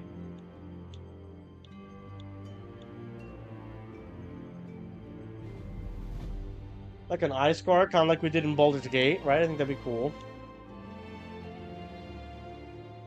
Can't really tell, like, the eye. Like, it's really weird. What tells you the pages? Okay. We'll probably do, like, brown. Brown's my usual, like, my eye color. We don't have any brown, though. What the fuck? That's weird. Okay, interesting.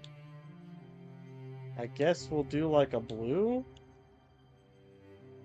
The blues at the end were better, I think. Yeah, this one's nice. It's like a darker blue. I fuck with that. Hairstyle. Alright, not fucking with any of these hairstyles if I'm being honest.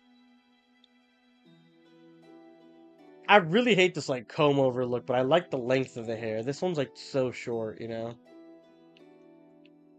And I'm not a fan of the long hair pretty much at all. But I also don't want to be fucking bald. Oh man, like again, like I don't really like this hairstyle, but it's more hair than the fucking buzz cut here that I have right now. Actually, I should rock the buzz cut. I have the buzz cut right now. What am I complaining about? What am I doing? Okay, so how do I... Okay, there we go. War paint. Do we want any war paint? I mean, probably not. I'm not a big war paint guy. Never really have been. Yeah, no, we're good. Tattoos, I mean, I feel like it's the same thing. Never really been a big tattoo guy. I actually don't have any tattoos on me, ever. Never had one. Clothes color. I do like the blue. I do mess with the blue.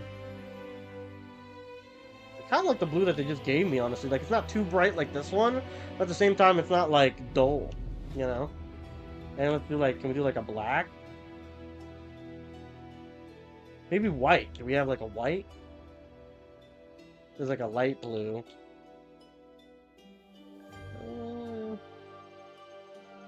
It's a green, a yellow, orange. That's like brown though. I like that.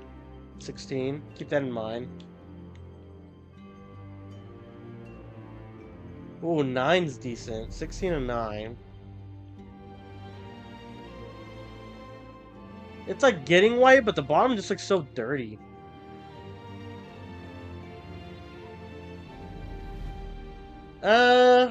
Probably 16 or 9, honestly. 9, 16. That's like a dark brown. This is just like black. I'm kind of down for this. Yeah, that'll have to do, I think. Show clothes, show headgear, show backpack. Don't have any of that. Alright. Their life ends here. How do we play it? I want to play it. Forwards. No, a mere flesh wound. So many thoughts. So little time. Burn! Slice! Get it off me! Let's shake a... All I see is blackness. Forwards! No, so many thoughts. Strike as one. Oh. We cannot be defeated. I feel faint. Let us be off. The path is clear. Let us bide our time. Let's hear you cry! Damn. My wounds pile on. Spell's not working like that. None shall escape! I am superior! I like All that. this waiting bores me. Let's hear you cry! I like this one, bro. You follow. Ooh. Spell's not working like that. I'll go ahead. Calm down. Time's not waiting. We will be victorious. Someone else would make better use of this. I didn't even break a sweat. This will hurt. I don't go mind ahead. pragmatic. Calm down. Time's not waiting. Someone else. This will. I didn't even. We will be I'll go ahead. Someone else. This will. Time's not. Calm down. Not dead yet. Not that I care. Damn. Are you still here? I can find better. Beautiful. We'll win this, one way or the other. Damn, son! And off we go. Are you still here? First come, first served. Beautiful. I can find better. Does anyone require my count? Damn, son! We'll win. Look, You still here? I really like Madman. Carve my name onto your flesh. Burn. Slice. Behead. Let's shake a leg. We Pragmatic. will be victorious. I'll go ahead. I didn't even break a sweat. This will hurt. Calm down. Time's not waiting. None Aggressive. shall escape. Aggressive is just I am funny. Superior! Let's hear you cry. First come, first served. And off Optimus we go. is good too. I think for realsies, I'll go it's probably ahead. between pragmatic and Optimus. I can find better. I say beautiful all the time, so that's why Optimus Loki kind of got me. So I'm kind of down. I wonder what does the female one sound like? Ah, a test of my abilities. Oh, I'll that's take care good. of it. Quick, else we miss all the fun. I did it. Let's shred them. Stand with me. I stand ready. My skills exceed yours. Heal me quickly. Let us be careful. Let us bide our time. Okay. Let's move already. I lead. You fall out of my way. So she has some of the same voice I lines won't as the take aggressive that. guy. Heal me quickly. All according to plan. Every DPS Let's player ever. move Heal on. me quickly. Adventures are exciting. Hey, have a look. With grace. The spell's not working. This hurts so much. There you This go. is my chance to run. Those are good voices too, honestly. Really good spread of voices on this one. I like it. I'm gonna do Optimus though, I think. We'll win this, one way or I the like other. that. My name, of course, Somehotcookies per usual.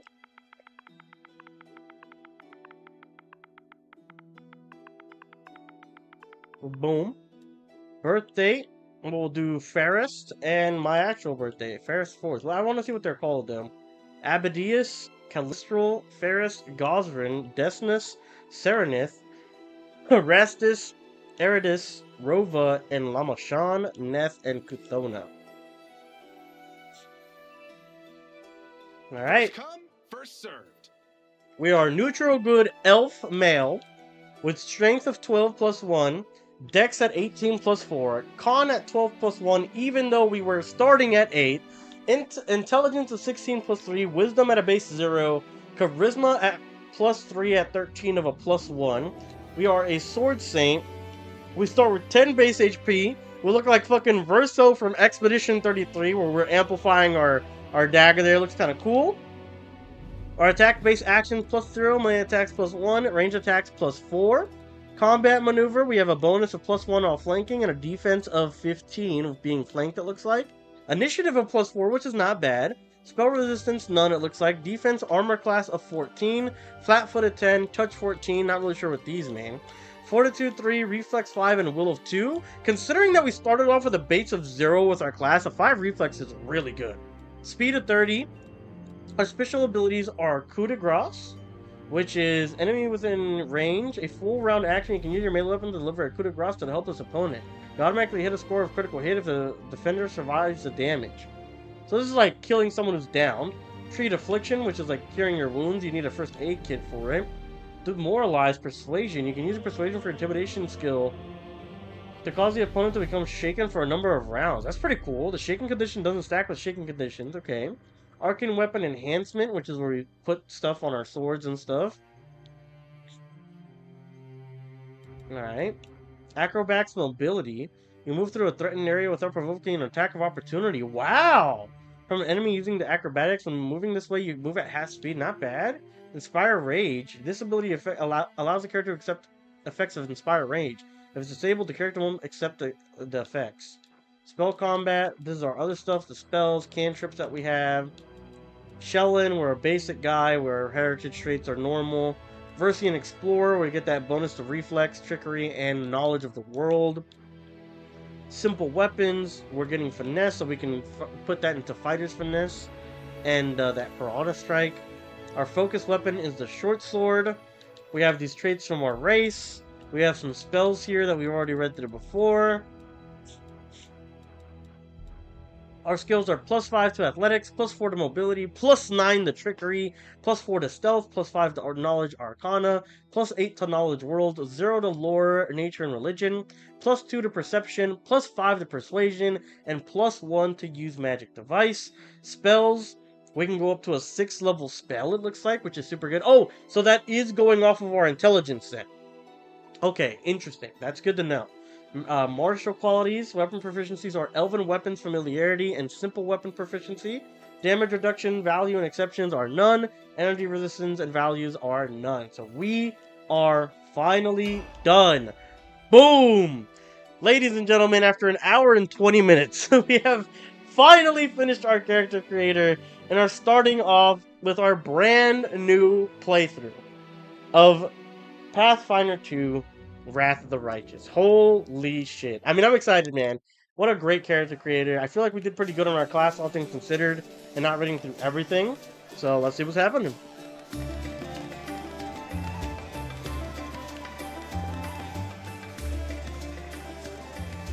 I hope this is combat music. This shit is great. Make way, coming through. Fetch a healer, quick! Hey, somebody! We got a wounded fighter. Can we get a healer over here? A Nevia. So this is one of the portraits we could use. So this must be a character from fucking Kingmaker then. My, would you look at this? Dayrin. But why would you drag a wounded fighter into the middle of the festival square? That's a fair Couldn't he question. Be carted off somewhere else, like, oh, I don't know, an infirmary? Or an accommodating ditch? Hey! Hey! Watch yourself. I think that's me, right? Yeah, it's me. Make room, everyone. Step back. Now, Holorun. what's the matter? What happened to him? The wound looks nasty. Who did this to him? Damn. Okay, so I actually didn't know the game had voice acting. That's pretty cool. Demons, prelate. We found him barely alive outside the walls of Canabris. The walls, you say? Enemy doesn't usually stray so close to the city. Must fortify the defenses. And you, hold fast. Don't die. We'll see you right. Alright, hold fast. I got it. We said join at the right time. Let's see how it goes, bro. We just finished character creator after an hour and 20. What's going on, man? How you doing? You there, guard. Take his weapons. Bearing arms is not permitted during the festival. Oh, come on, bro. Everyone must abide by the rules. He can get his things back after the festival. Brother, I'm dying. Can we worry about this at a different time? I was a character creator. It was really in depth, man. You were not lying when you said it was super like crazy and you need a PhD in tabletops to know what you're doing. I think I might have fucked up one or two things, but overall I feel pretty good about the character we made. I went with the Verso portrait, as you can see here. We're going with a mage combat class hybrid. So it's like the perfect picture too, where we amplify our weapons with magic and put magic on our weapons. That's what we're gonna do, but if it gets really bad and I can't macromanage it, we'll go to a simpler Slayer class where we can still change our class throughout the course of the game, because we're playing on normal mode. So doing well. What about you? Hope you're all ready for the game. Yeah, I'm ready for the game, man. I'm excited. Are you ready for that Portugal game? That's the real question. Coming up in 3 hours. I'm very excited to see that. Inheritor. Leader of our troops, the sharpened edge of our blades and the unyielding strength of our armor, Iomade, I beseech you, grant your Iomade. mercy, heal his wounds. I'm getting fucking healed in the middle of the plaza. Water, I won't give up that easily. Let me die. Grit your teeth in silence. Hear, hear! That's the Crusader spirit. My powers are not enough here. Someone call for Terendelev. You there! Yes, you, stop dithering and gawping and make yourself useful. Go and get Terendelev. Prelate, surely there is somebody else here better suited to running errands. The lady raises her head in an affection. What is that? Why can't I read that? Affectation of surprise? Oh, this is gonna be a rough playthrough, ladies and gentlemen. It's gonna be a rough one. Camellia? Hey, yo. I'll get her. Terendelev! Has anyone seen Terendelev? The voice acting's good so far. I didn't know we're gonna get some. Now, who are you? I don't remember seeing you before, and I have an excellent memory for faces. I'm a crusader. I came to fight demons. I came to the city for a private business. I was in the city for a long time. I'm a traveler just passing by. I don't remember. Why am I none of your business? Oh, Iomade saved me from green recruits. They come without planning, without preparation, and they die before they even see their first real battle. I don't know whether to laugh or cry at the utter waste of it all. Damn. Oh shit, Terendelev said something, but it skipped, I think. This is Terendelev. Dear Prelate, please, for the sake of the festivities, stop interrogating this poor man. He has been through enough already. Go on. All right, as you wish. You are our protector, and a dragon at that. A so dragon? I shall defer to your wisdom, but be on your guard. I've been informed he was wounded near Canabris. That means the demons are prowling just outside the walls, and the city is crawling with their spies. Really? Others may be able to relax on this holiday, but not you or I. Not the defenders of this city. Muttering discontentedly, the old man walks off. Music's lit, by the way. Pry loose the grudging grip of pain. Cast off the veil of suffering flesh. Let light and life go forth in triumph to repel the skulking shade of death. Now the voice acting's good. I really didn't expect this game to have voice acting, so it having any is like awesome. I hope it's this way the whole game. The voice acting's really good. A beautiful silver-haired woman leans over you. She seems ageless, her face wholly unlined, but centuries-old sadness gleams in her eyes. The longer she speaks, the stronger her voice becomes. Thank you for helping me. I accept your thanks, but my work is not yet done. Job's not finished. Are you really a dragon? Believe me.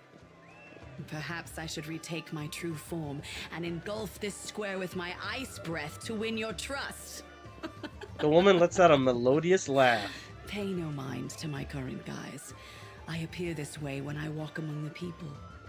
I would hamper the festivities if I tried to attend in my true form. I wanna I wanna zoom in to like them talking. I wish I could. Who are you? What happened to me? I do not know yet, and that troubles me. I am not entirely sure what the demons did to you.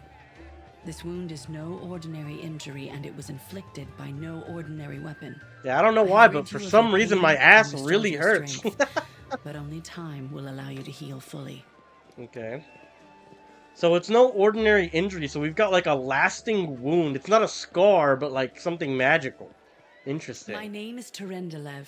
I am the protector of this city. We said, I'm ready to see Portugal lose. No, you have to have faith. Here's the teams I'm rooting for the World Cup, right? We got Mexico at the forefront, and believe it or not, Portugal at number 2.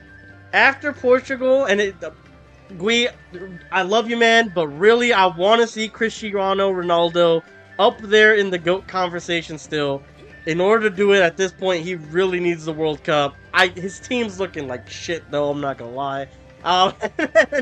We have the USA, obviously, since I'm here.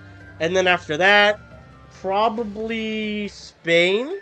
Spain would probably be the next one. And we'll see from there. We'll pick the lesser of two evils if none of them make it. Certainly. But be careful. I have managed to get you back on your feet, but I have not healed you fully. Alas, Sooner or later, your pain will return. But do not be discouraged. Kind of reminds me of You like will Shadowheart recover, story I a bit. promise you that. Tomorrow, come to the cathedral and say that you are expected by Terendelev, protector of Canabras. The whole thing, or just Terendelev? But for now, put this out of your mind and enjoy the festival. They are all too rare in this time of war, and merriment is one of the best medicines. That's actually true as hell. If you're ever feeling down, like if you have like bad, like you got health problems, you have a bad mental, bro, try to go out and have some fun. You go out and have some fun, you forget about it for a bit, your anxiety cools down, like you just feel better. Obviously, there are times where you can't, where you're crippled, where you're bedridden, whatever it may be, but if you can find a way to have some fun, maybe even throwing yourself into the world of video games with games like these, that are ever expansive, have insane stories that like take all of your attention away and let you escape for a little bit, one of the best medicines that you could get, genuinely. Canabras. Also, there's a glossary. I like this. Canabras is a city of glory, but not one of sportless virtue. Until the first Mendavian Crusade, it was a small town patched atop of a bluff overlooking the West Selens River. During the final dark days of Sarkoris, hysterical refugees splashed across the river and sought safety behind the walls of Canabras. At first, these refugees allowed in unquestionably. However, a Lilitu demon named Minago entered Canabras magically disguised as a refugee. Once inside the town's walls, she revealed her true form and slaughtered dozens of citizens before vanishing in a cloud of greasy black smoke. After the Red Morning Massacre, as it was called, Canabras refused entrance to any except those who could demonstrate direst need. Individuals who fell under suspicion were turned away or executed on the spot. Damn! Canabras became known as a safe but suspicious city. By the time of the Second Crusade, the leaders of Canabras agreed to house one of the wardstones to guard against the demonic hordes pouring over the world wound. Where was I? This act assured Canabras' role as a strategically vital city, key to the defense of Mendip. So we house one of the wardstones to guard against demonic hordes, so that's probably going to be very important. Alright, that's interesting. Day of the City. Canabras is a city poised on the border between two worlds. Saving. Alright. So we can have up to 1, 2, 3, 4, 5 additional party members. Use left stick to move around. Thirdly, you can move in cursor mode or enter cursor mode by pressing left and use A. Ooh, okay. Interesting. To move the camera, enter mode by pressing right stick and using... Oh, okay, so I can just move the camera itself. And then I can snap it back. To rotate the camera, enter the rotate mode. You can also rotate mode zoom. Okay, this is interesting.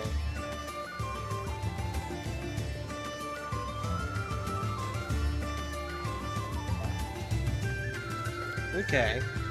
I like that. Alright, so were there any dude, the music is loud as a bitch. Goddamn. Let me know if it's loud on your end. It's loud as my fucking headset. So these regular guys, our city is stood against for another year, may it stand for 100 more. Her Majesty's health. Who's this? Citizen. Let's drink to Canabras. I'm trying to find the named people we saw earlier. To Her Majesty's health. So I'm assuming Her Majesty is, the silver-haired dragon, right? Is there a way for us to heal right now? Or heal? Save? Because, yeah, here we go. Because... I just want to do, like, a manual save, because we've already fucking, the character creator itself was a lot. Oh, okay. Characters and interactive objects. You can interact with various objects such as doors and chests by approaching them or hovering your cursor over them or pressing A. Some special objects have an action icon above them. This is how you talk to characters. Hold left stick to highlight all interactive objects and show the interaction icons. I like this. That's good. This is exactly what I like. I like this. Because then you can, like, tell what's what. And we don't have to walk up to everything by itself.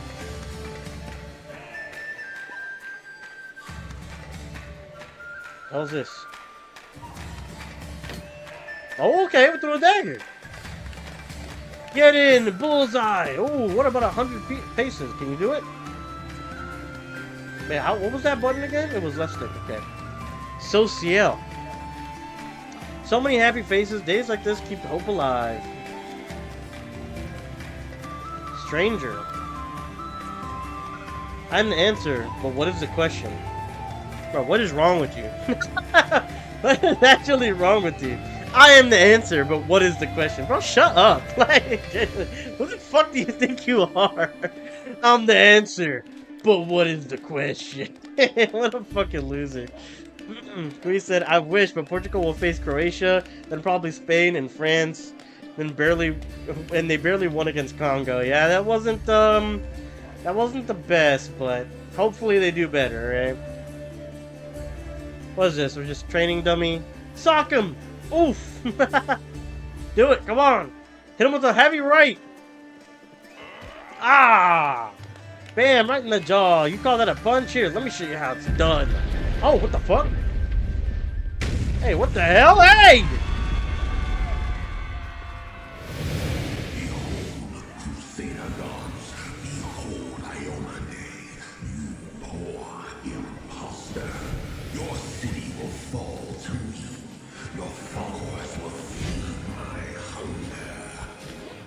Hey, who's talking? I'm doubting it's these things, even though they look insane. Like a bullhead Andre on the bottom right, a bunch of fucking demons. Oh, shit. Where are we? What happened to us? Flame strike, nice. It looks like we were right. Reduced fire damage, it looks like. Lord of Locusts, leave my city. Lord of Locusts. Oh! Hey! Oh! Oh! Did she die? Oh! I thought we were chilling! Oh, we're hoed. Who's this kid? Oh, it's like halfling. Blimey! One minute we had a dragon, the next, bam, she was gone. That's insane. What are you gonna do? Fight or flee? If fleeing's your plan, let me help you out. I've got a scroll here with a good protective spell. Why is he helping? I'm like suspicious of him, right? The halfling's armor is splashed with blood, and he is armed to the teeth with a sword and a blade and a hatchet on his belt and a crossbow on his back. His voice sounds familiar to you. Yeah, see, like I feel like this guy's a fucking demon himself. Dead ass. I've seen you somewhere before. Who is the Scary? What's the situation in the city? Brother, do you not see anything around you? Care to lend me a weapon? I'll try to fight the demons. I think I'm going to look for a way out of here. Give me that protective spell. Sure thing. Here, take this. Best crossbow I've got. The person who made it said it could pierce the hide of a demon lord even. Alright, well he obviously fucking got your dumb ass. There's no way. Good luck! Try not to get eaten now! The halfling words are drowned out by a terrible rumbling and the rustling of countless tiny wings. This is it? A crossbow? Bro, I wanted like a sword or something.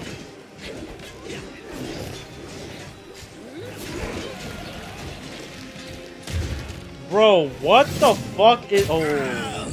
Oh, it worked! A mortal gnat snaps its jaws at the Lord of the Oh, bro. Oh, no. Ah! Behold, Iomade. Behold the death I saw. Dude, this is sick. This is dope as fuck. What the hell? Yo, we said, I told you the start was crazy. Really on the face, big bad guy.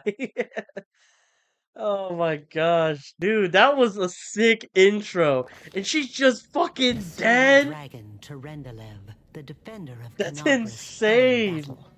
Hardly surprising, as she had to fight the demon lord Discari himself. He willed the land to part and swallow all who dared to stand in his way. But the war was still far from over.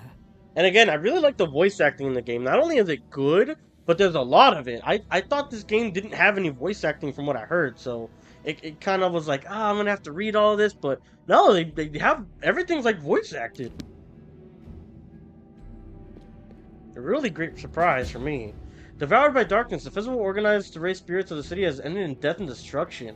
Okay, can we put the autosave thing somewhere else so I can read? Okay, that's gonna piss me the fuck off. Alright. Damn. What's that, like a spider? Come here. Oh.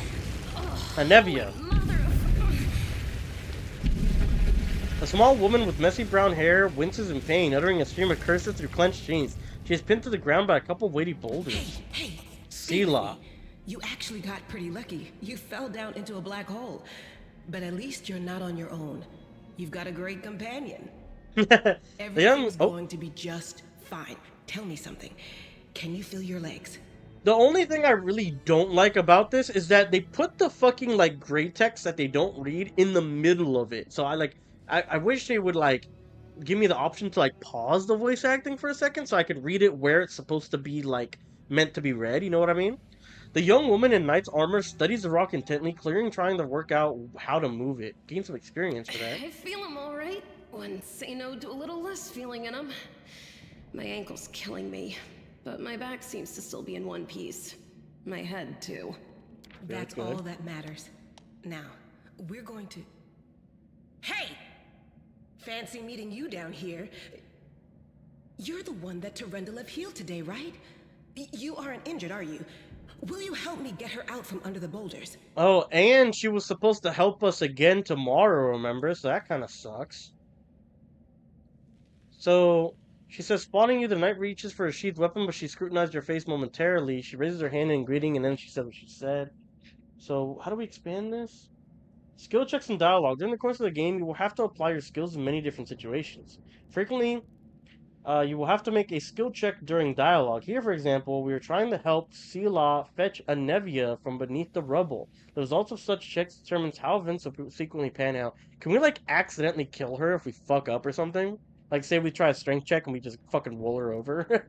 Such a check is usually performed by the character with the highest bonus and that appropriate skill in the party. Oh, well, that's great. That's awesome. It just kind of auto goes. That's great. What do we need glossary for? Skills and check? No, we're good on that. Close. Why should we help her is crazy. Hold on, we're gonna go get you from under there. Athletics world or knowledge world. I think we're good on. That's another thing they kind of need, like, to tell you what your bonuses are, because I don't really remember. Evil. I don't help anyone for free. Pay up or you're stuck under the rubble. That's crazy. You don't have to rely on brute strength for this. I'll try to find something to use as a lever. Let's do that.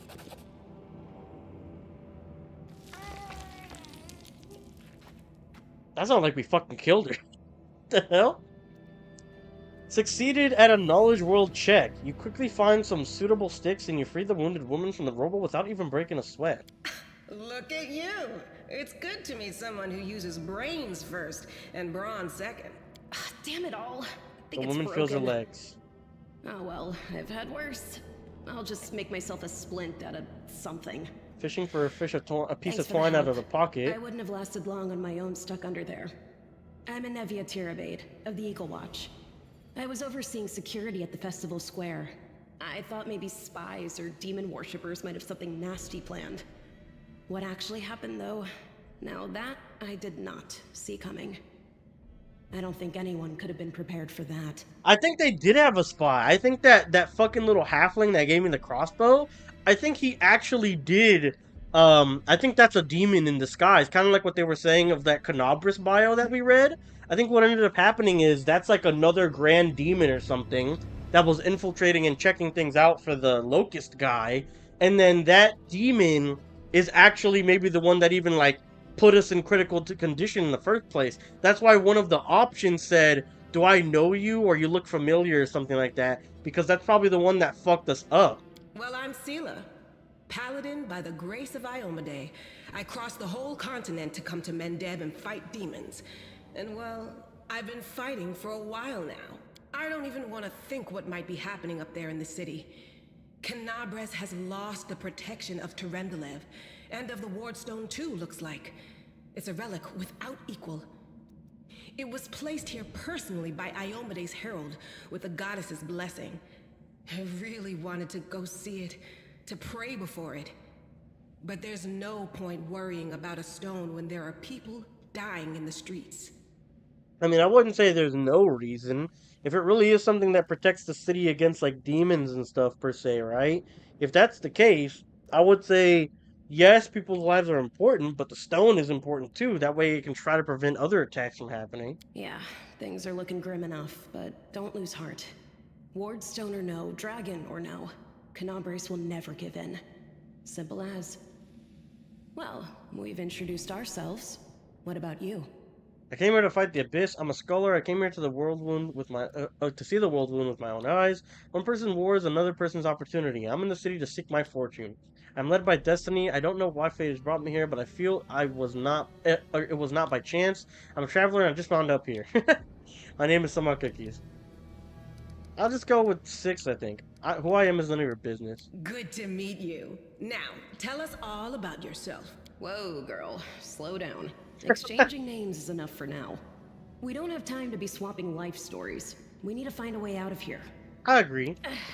Now then, I'll hobble my way out of here somehow. The city ain't far, only 30 paces or so. That's if you're going straight up, of course. I'm afraid we're gonna have to go the long way round. Okay. To summarize, there are 3 of us with 5 working legs, 3 pairs of decent hands, 2 clear heads, and 1 made of wood. That's mine. Underground monsters beware! Anevia, you stay behind us. You're in no fit state to fight. If we do come up against anything, the 2 of us will try to manage on our own first. Well, onward! May the good deities lead us back to the open sky soon. Nice. Party! You now have multiple characters in your party. To select one of them, press left trigger. To link several characters together to give them all the same command, press left trigger, then the character you want to link, and press Y. To link all your characters together, hold Y.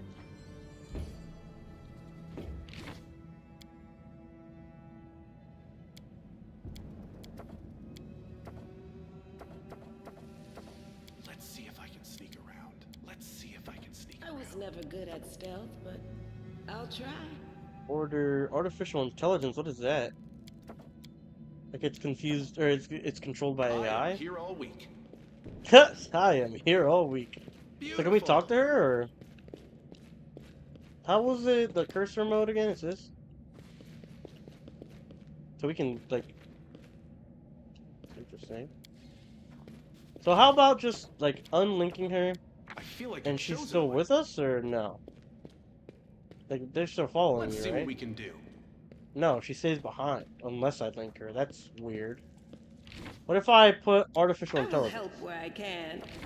Wait, what? We'll win this, one way or the So other. will it move with me now because it's AI? Here we go. No, we have to be linked. It looks like. Here we go again. It's weird. Okay, sure. Anything we can open. Containers. You'll find a lot of objects that contain loot. Enemy corpses, boxes, barrels, and other environment elements. To see what's inside of a container, approach it and interact with it as with any other object that you can interact with. Okay, so this back button is the map. I can handle it. So if how do I do that thing again? It's, okay, left stick. Okay, good. Whoa, okay.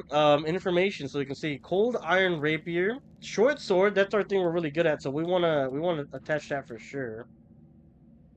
Has a cloak grants the wearer +1 resistance to all saving throws, a flail which we can't use, and a long sword. Short swords are our stuff, so maybe cold iron short sword.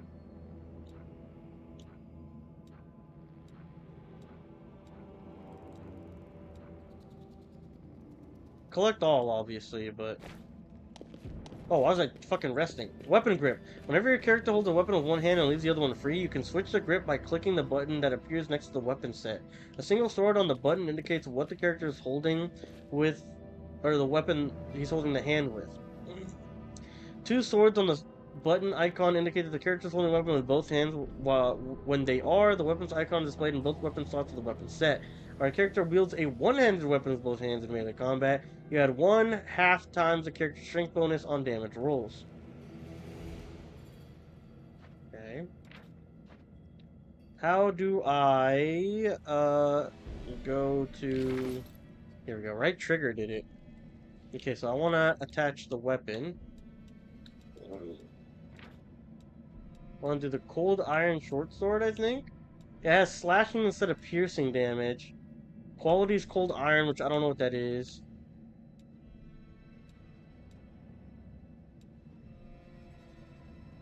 The iron mine deep underground, known for its effectiveness against demons and fey creatures. Okay, so cold iron is definitely worth. is forged at a lower temperature to preserve its delicate properties. So yeah, we're gonna do that. And then can we have a ranged weapon as well, or no? We don't have any. And we have like a thing we can wear, no? No, I guess not. What is this? Like loadouts or something? I don't really get what this means. Like we can have different like weapons and different like kits or whatever. These are some scrolls that we have. What's going on here? Can we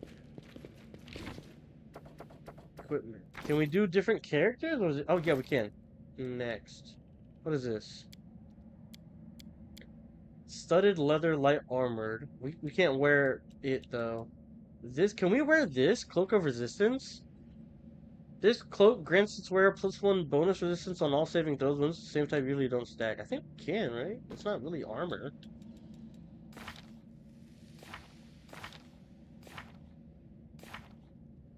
Sorry, I'm gonna have to try to get familiar with this stuff.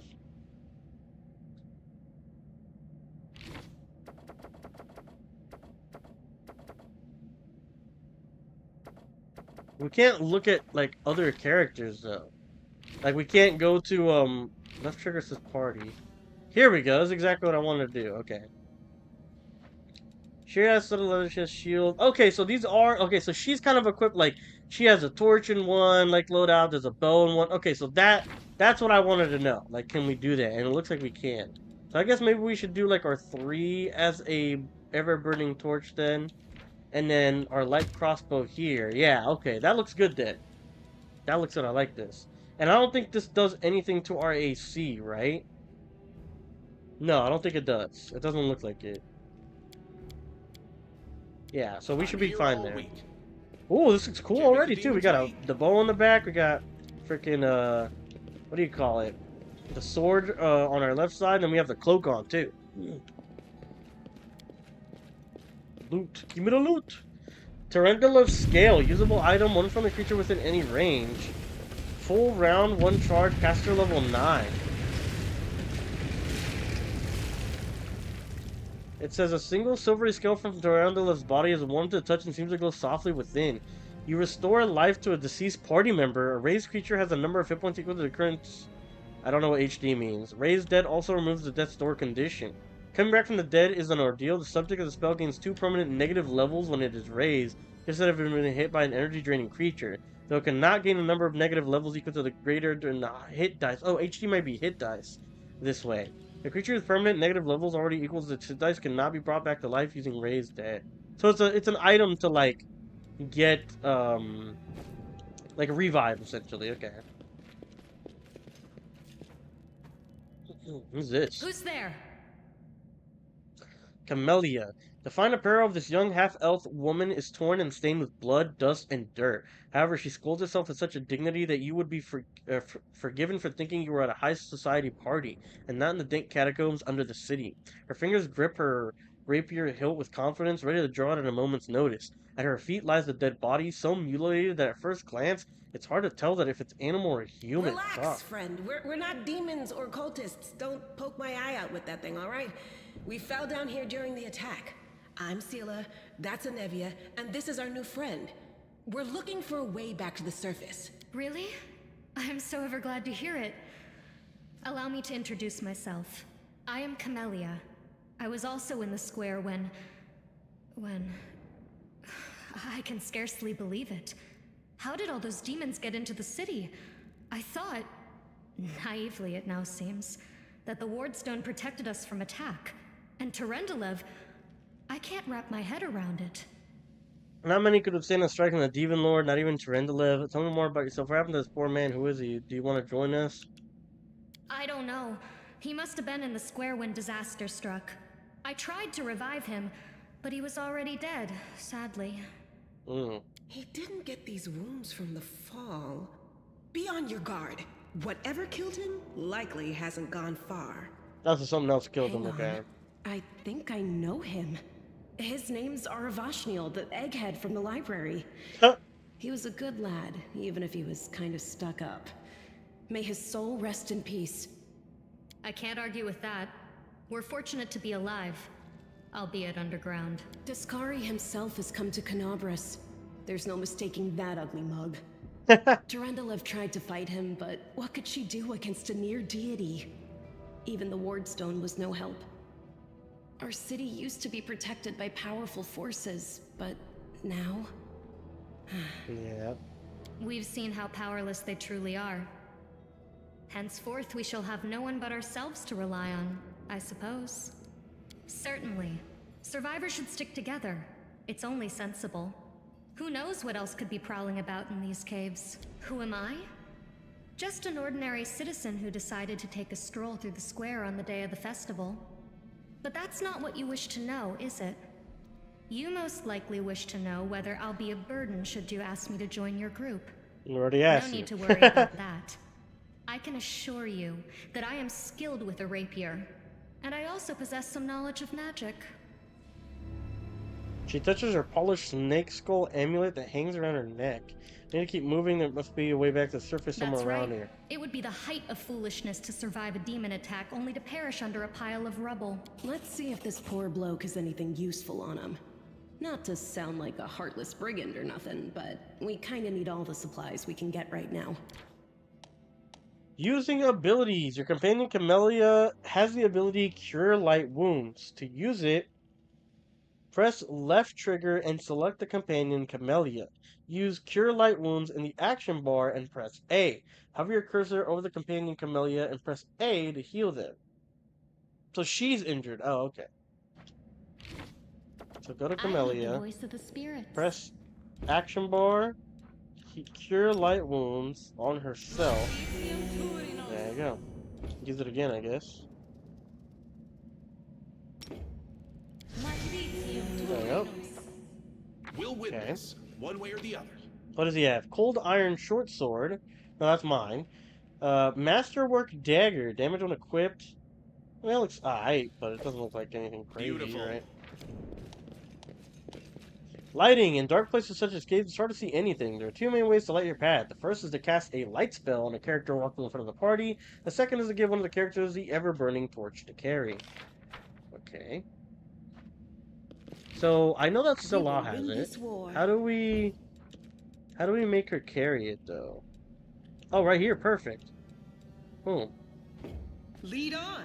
Do not fear. Do not waver. Combat. In the game, combat can happen in real time or turn-based modes. When combat begins, the game... Wait, what the fuck? Oh, man, oh, god damn it. I didn't get to read it because I thought we were getting fucked over here. Come on, man. Okay, wait, so this turn order is so weird. So, are we 1 first?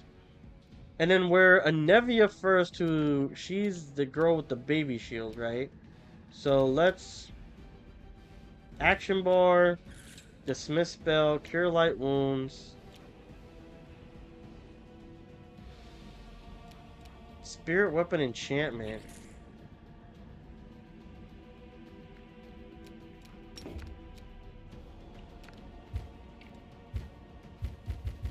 Can't use it.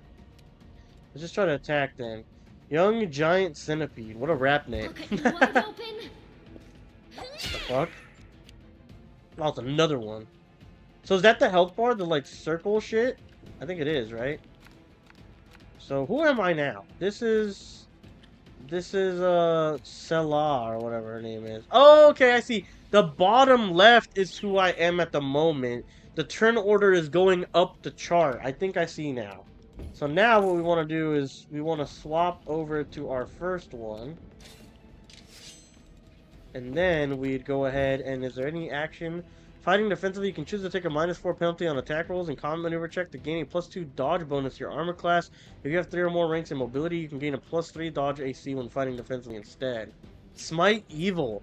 Paladin can call out the powers of good to aid her in the struggle against evil. As a swift action, the Paladin chooses one target within Smite. If the target is evil, the Paladin adds her Charisma bonus, if any, to her attack rolls and adds her Paladin level to all damage rolls made against the target of her Smite. Smite Evil attacks automatically bypass any DR. And Charge. Charge is a special action that allows you to move up to double your normal speed and attack during the same action. You must move before you attack, not after. You must move at least 10 feet directly towards the designated opponent. You can have a clear path of the opponent. Okay, we're good. She's right here. The Inheritor, guide Nice. my Good blade. hit. Let's use a cantrip if we can. Magic missile's not a cantrip, it's level 1. Where's our cantrips and shit? Maybe we didn't prepare to spell, I guess?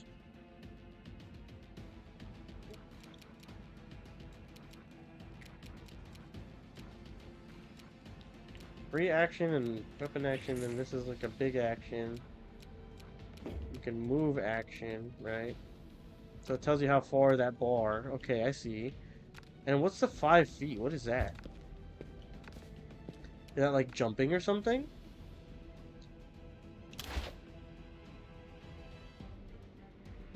Oh, okay. Real time. Oh, fuck. Real time with pause and then like other, like a turn-based combat. I see. It is no trouble. Alright, so that's a little. That's gonna take some getting used to for sure. That's not wanted. Go back to the torch. I feel like the chosen one. How do I... Spellbook. Okay, here we go. Level 0. We want to add some stuff that's level 0 here.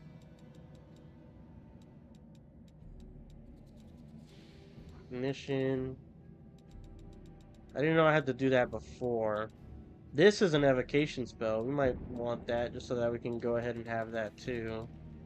Ray of Frost we don't have out, so let's go ahead and do that. And then let's do some of our abilities. Let's do oh, these are different. Okay. We also have charge. Interesting. Here we go again. Usable items? No, I don't want that. For now, I think we're good.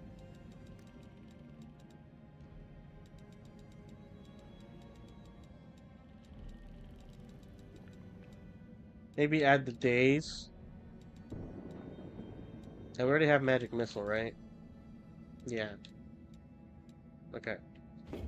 Alright, so we're good on that front. We'll just take everything, I guess, because we don't know what's going to be useful and what's not. We said, good luck. The combat is super overwhelming. I have loved to get into this game, but it's just not for me. So far, I'm liking it. The combat is very, like, different, though, for sure. I'm wondering what the first 5... Like, if you look at the turn order that was on the top of our toolbar or whatever, it said, like, there was movement, then there was an action, then there was, like, a swift action and a free action or a hasted action, and on the far left, there was, like, steps with 5 on it. I don't know what that is. Save the last one for me. Alright, get ready for battle. Let's try this. Let's see what pause it. So let's just see them go over there. So they kind of just do like autos and shit, really. Like genuinely, they just kind of do autos. Can't make the demons wait. Okay. Interesting. So maybe for like these like low level enemies, like it'd be good to it'd be good to go ahead and do that, but like if you're playing like against bosses and stuff, it's probably not the best. I am here all week. Now, what does she mean the spirits demand our blood? What the fuck she mean by that? What the fuck is what do you mean? Crazy ass bitch. The spirits demand your blood. What do you we just killed a giant mosquito, brother. What do you mean? I'm trying to move, but I'm like in the cursor mode. I'm trying to get out of it. Here we go. Here comes trouble. Turn-based combat is what I want. I think turn-based is going to be my preferred method, I'm not going to lie. So now we're on Selah. So we should probably just deal with the darkness, honestly, and just kind of keep her with this. Because I think it's going to... Yeah, see? Our move action was changing our weapon. So, like, going back and forth is actually really bad. And then attacking. Although we can change and then attack, which is pretty decent. And then, who's this? This is Camilla. She looks like she's the same type of class I am, like a Magus.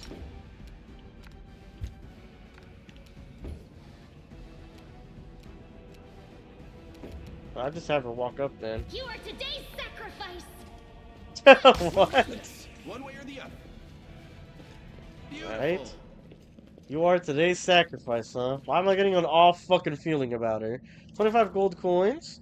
Braces of armor. These braces grant their wearer an armor bonus of 1, just as though they were wearing armor. These braces grant the wearer a +1 luck bonus to AC and 1 to reflexes, will, and fortitude. Wow, that's actually really good. Like most bonuses, an armor bonus doesn't stack with armor bonuses from different sources, such as bonuses from wearing armor or mage armor spell. Take those for sure. Potion of Cure Light Wounds. That's really good as well. Light Mace. And what is it? Scroll of Inflict Light Wounds. Will half if used to damage. Standard action, 1 charge, difficulty class 11.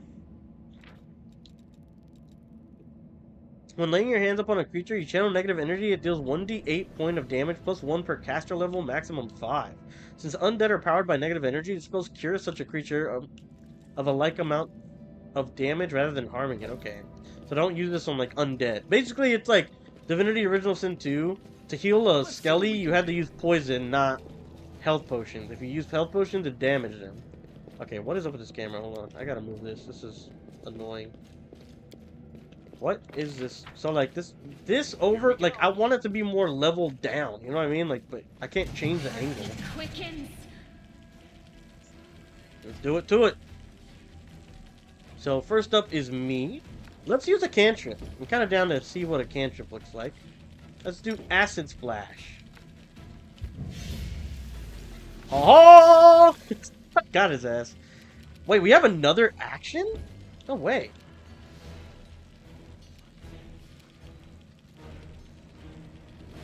This functions like a two-weapon fighting, but the offhand weapon is a spell that can be cast. Let's try it.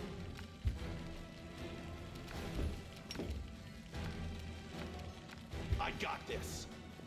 I got this. Oh, we didn't get there. Oh no, it's because we used the spell, right?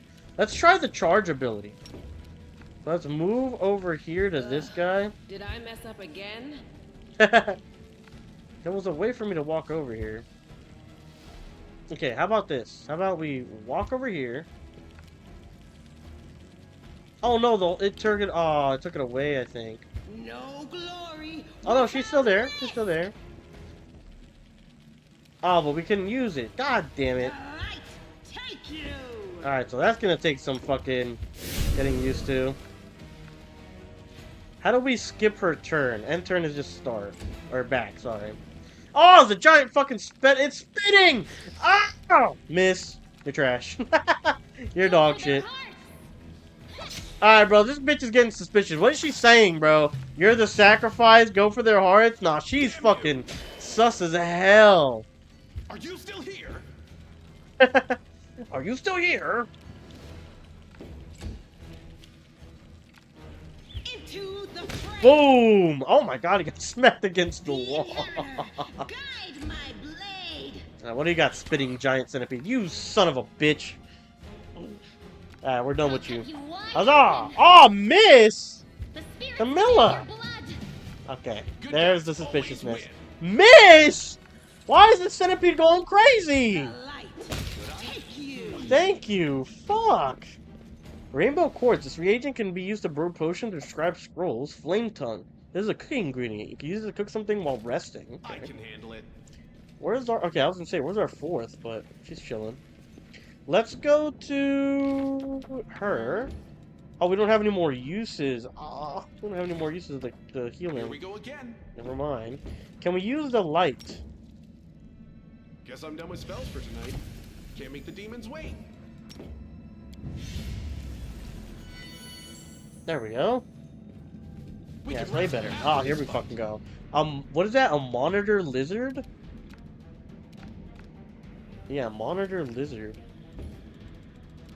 So what does this do exactly? I don't really get what this does. At first level, a Spirit Hunter as a swift action can, as a swift action, grant +1 enhancement bonus for 1 minute to any weapon she is holding. For every 4 levels beyond first, the weapon gains another first enhancement level to a maximum of 5 at 17th level. These bonuses can be added to the weapon, stacking the existing weapon enhancement to a maximum of +5. Effects and multiple uses of the ability don't stack. So basically, it's a passive buff. It's a passive buff that you do to your weapon. Huzzah! There we go, that's what I'm talking about. Hey, you think you're safe? Nah. It's the remix to ignition, hot and fresh out the kitchen. Miss! I guess I'm walking up to the lizard. Never mind, he won't move. Alright, here we go. Sipping on coke and rum. It's the freaking weekend, about the bum rush with Salah. No, we can't. Path of the target's blocked somehow, some way. Did I mess up again? So this charge ability looks like ass, is what I'm saying. This thing looks fucking terrible. Can we rush now, or is that too much? No, we can't rush. Oh my god, you gotta be kidding me. To the fray. Alright, I'm obviously not using Salah right. I am bugging the fuck out of her. Miss! Miss! Absolute trash, miss! Ha! Get him again.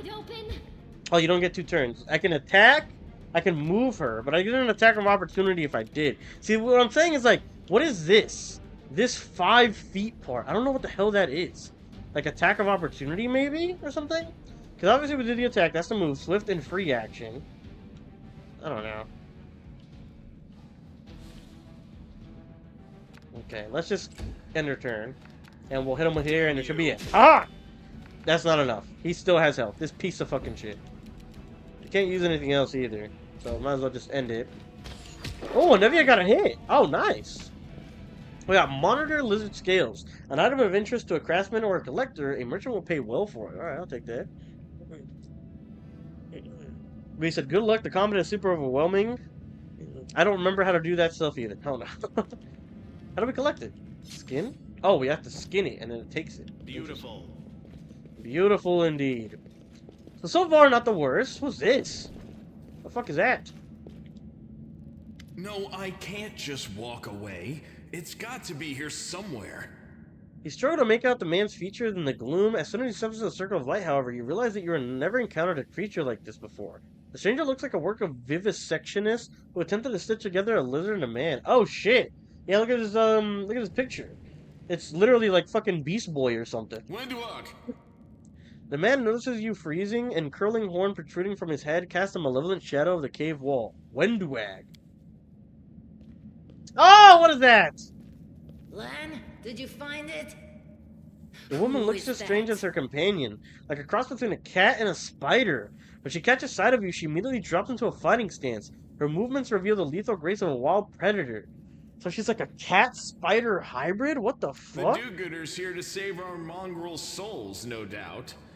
Wait. Lan stops her with a gesture. They might know what's going on up there. Demons are laying waste to If Canabras. things are as bad as you say, then we all have to hurry. You didn't come from the direction of the shield maze. Damn it. I couldn't care less about what's happening on the surface, but the maze. I realize that you guys have your own troubles, but we need to be in Canabras. People are dying up there. Please, show us the way out. What are you doing That's here? none of your bit. We're looking for a holy sword. It was Oh. here, in the center, sticking out of a rock. The sooner we find it, the better. Some kids from our tribe took off for the shield maze. They figured it had collapsed, and now it's their time to go up to the surface, like all the legends foretold. So these guys are like some cave dwellers. Some like weird, like experimental, someone experimented on them and they don't go to the surface or something? Except they don't have a clue what's waiting for them up there. They're not fighters. And Saul, the chief of our tribe, is dead set against it. He says that now isn't the time for the underground crusaders to take up arms. If we get the holy sword, Underground we crusaders. might be able to change the chief's mind. It's a fool's errand. None of us will be able to hold the sword, let alone use it to save anyone. It's not an ordinary weapon. It's made from righteous heavenly flame and will burn anyone who touches it. Do you think you're special, Lan? I'll pick it up with my teeth and tie it to my hand if I have to. It doesn't matter. An angel's sword and a troop of stalwart mongrels will be able to work a minor miracle. Speaking of which, you're still here, Wendu, which means that deep down, you know it's possible.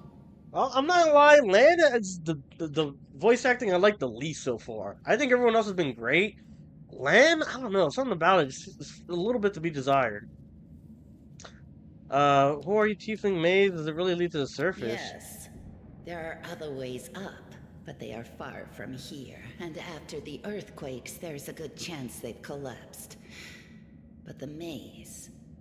There's a legend among our people that when the walls of the maze fall, that will be a signal for us, the underground crusaders, that the time has come to go up to the surface and fight the demons in the final confrontation. Until then, the people say the maze is shielding us from taking rash actions. I'm the only one in our whole tribe to have been in the maze. And even I don't know if it's true. But the further I went in the maze, the fresher the air became. That means that it really must lead to the surface. When the ceiling and walls started shaking, the young ones in our tribe lost their heads. They figured the maze was going to collapse, so it was time to go up to the surface. Makes sense. They grabbed whatever weapons were on hand and ran off toward the maze. They think the maze is no longer a danger to them. They've been listening to Wendwog too much. Don't try to blame this on me. Yes, I told them that our people are... It came here with its owner. A long time ago. 50,000 gongs, to be precise. The fuck is 50,000 gongs? 70 years ago, in Uplander time. 50,000 gongs ago, our forebears found a dead angel here, along with the bodies of his comrades. The tribe gave them a dignified burial, and they were laid to rest with their weapons. But the flaming angelic sword was stuck in a rock, and no one was able to pull it out. It burned to the touch, like real fire. So the rock was placed over the angel's grave. It should be here somewhere. Maybe the angel will dig himself out and find the sword for us. That might be our best shot in this chaos. Lan, watch your tongue. I can help you, but you're gonna have to pay for it. We'll find the sword faster if we work together. Thanks. An extra pair of eyes can only help. The sword will be easy enough to spot. It looks, swordy. Help us, and in return, we'll get you out of here. Sounds good.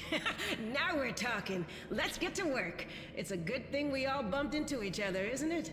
What, you want to find the sword quickly so the underground monsters bring you back to the surface? So be it. So these are new party members or what? Devoured by darkness, the more people in your group help you look for the sword in the collapsed core. That shit happens so fast. And the fucking save signs over it, which pisses me off. Hidden objects. Some interactive objects aren't easy to find. When moving past such an object, each character automatically makes a perception skill check. If the check is successful, the object is found and highlighted to draw your attention to it. You can now interact with it. Interactive objects are highlighted when your character is nearby. Press the right stick or you hover your cursor to move the object, or over the object, sorry. I found Let's see what we can do. Got some stuff.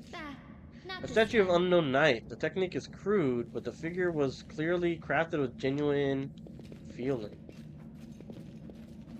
Here we go. So these guys aren't with us. What is this? Copper ring, and I'm interested in craftsmen and collectors. Merchant will pay well for it. Now what is that? Grinding stone. What do we have here? I can handle it. Handful of gems, an item of interest to a craftsman or a collector. A merchant will pay well. What is this? The room looks like an improvised museum or perhaps some kind of temple. Can't make the demons wait. No, what is that? So Camilla's our best perception person then? Because she's the one who keeps talking when something pops up, right? So she's got to be our perception person. Wait, where are you going? You haven't missed the relic yet. Okay. I found... something. Oh, we found it. There it is. It's glowing too. How the fuck did we miss this?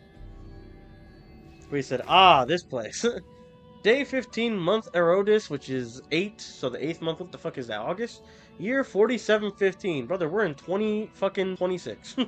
A strange flash pierces the gloom, and Somehotcookies feels drops of searing blood run down his chest. The wound healed by Terendelev reopens and weeps scarlet. But there is no pain or weakness. A hazy scene appears, a cave chamber, this one or another one entirely. Somehotcookies' heartbeat quickens, and a stream of thoughts suddenly bursts into his mind. Thoughts that clearly belong to another. Treachery! They betrayed me, trapped me, and stabbed me in the back. My trusted allies, my treasured friends, the people I swore to protect. The people for whom I described from heaven, or descended from heaven, and came to this turbulent mortal world.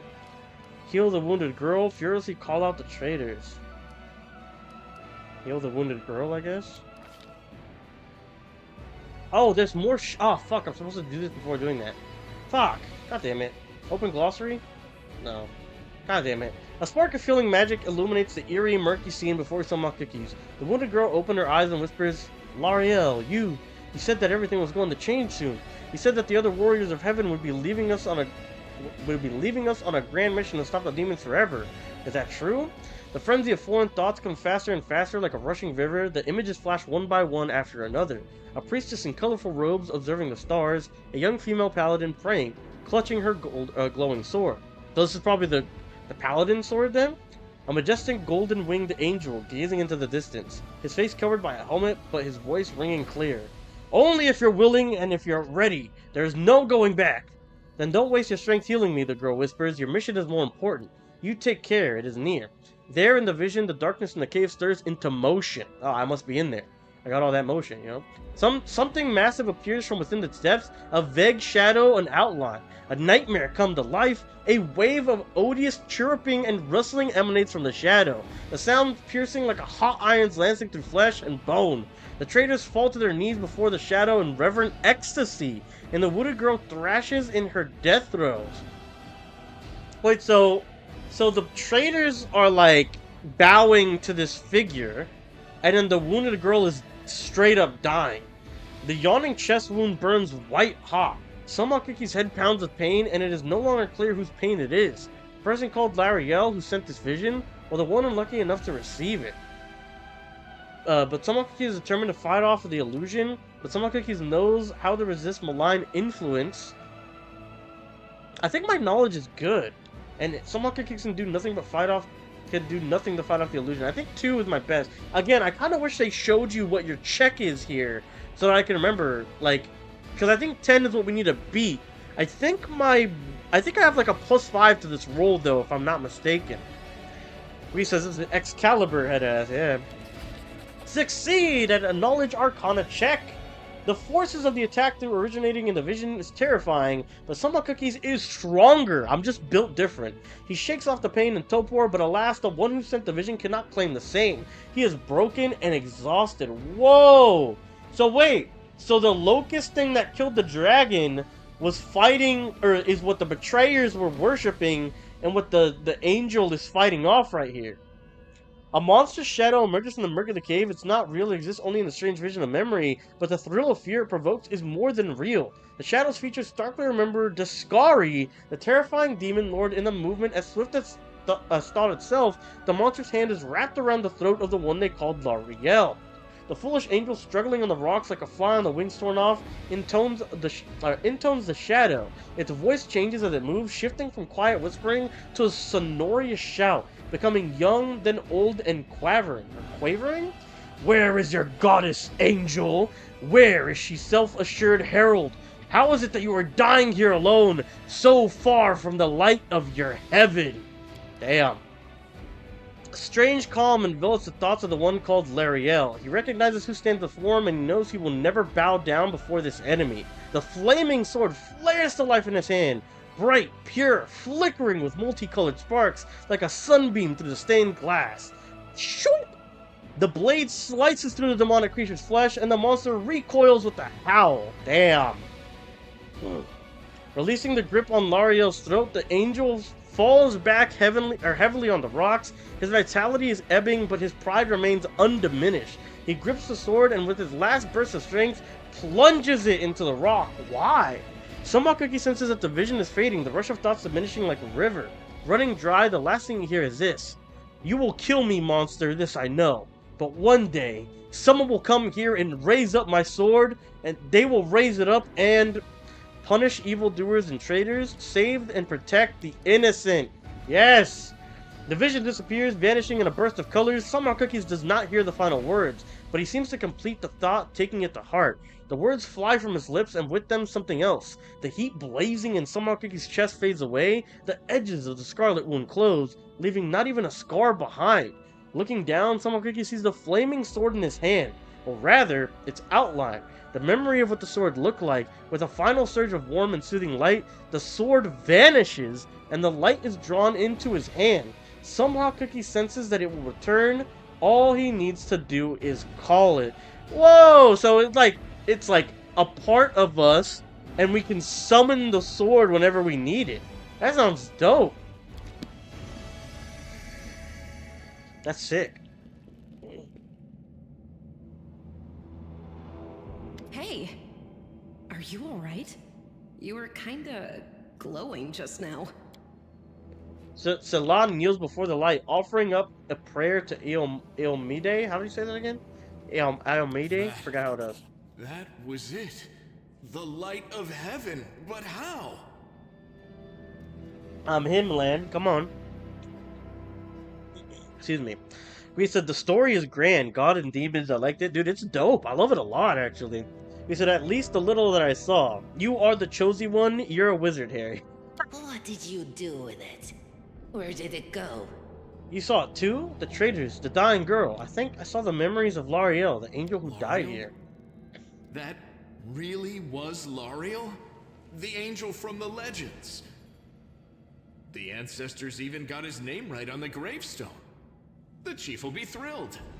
You. He doesn't even sound like he's convinced. Thousands of gongs, and no one's been able to touch it. And now you, an ordinary creature of flesh and blood, no different to us, get the sword and start talking about visions.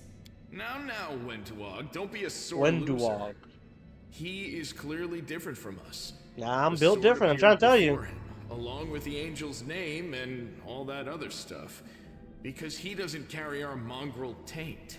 There you go. Heaven doesn't give a damn how special we are. We're born with evil inside us. Heaven doesn't need to know any more than that.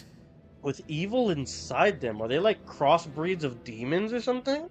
I know you're willing to tear anyone apart to uphold our people's honor, but you and Sol, you just refuse to face the truth.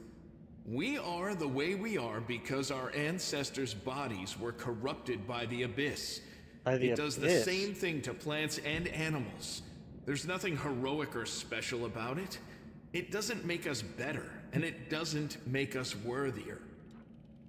The Abyss is a realm of infinite horror and unlimited danger. So their ancestors were, like, they went to the Abyss, or the Abyss touched them or something, and then it, like, maybe alters your DNA, so even someone you give birth to, since you said our ancestors, all turn out with, like, weird body, like, differences, like the fucking half-breed he is, and then her being a weird cat and spider half-breed? That's weird.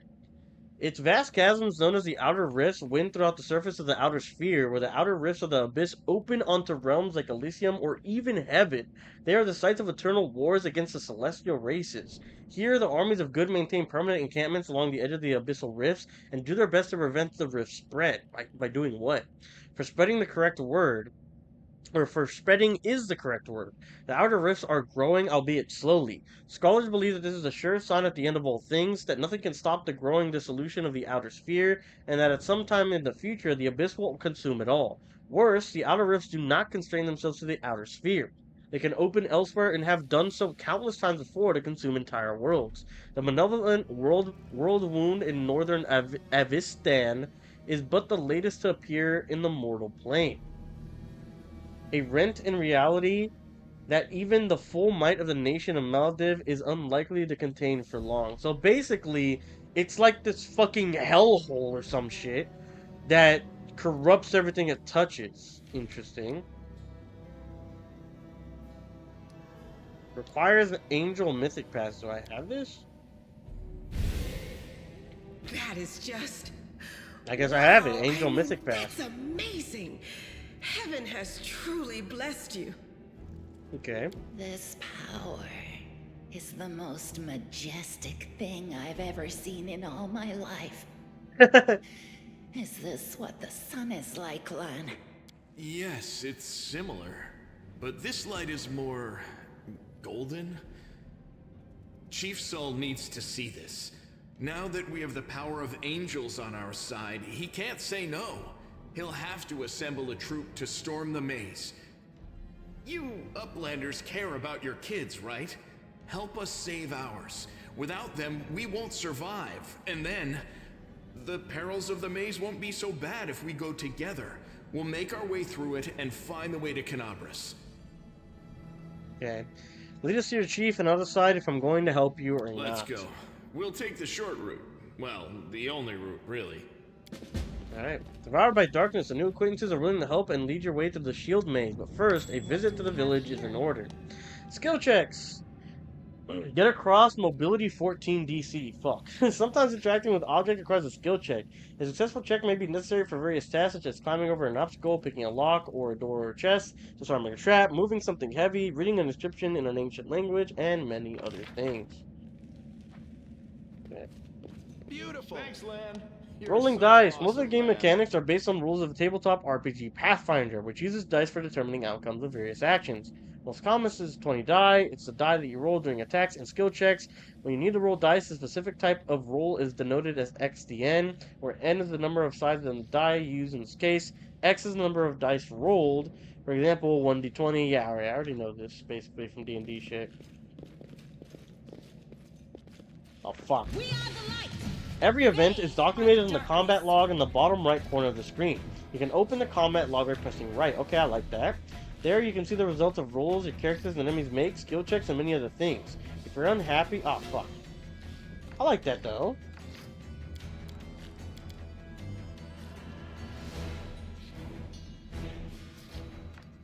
You can open that at any time, too. Okay, that's cool.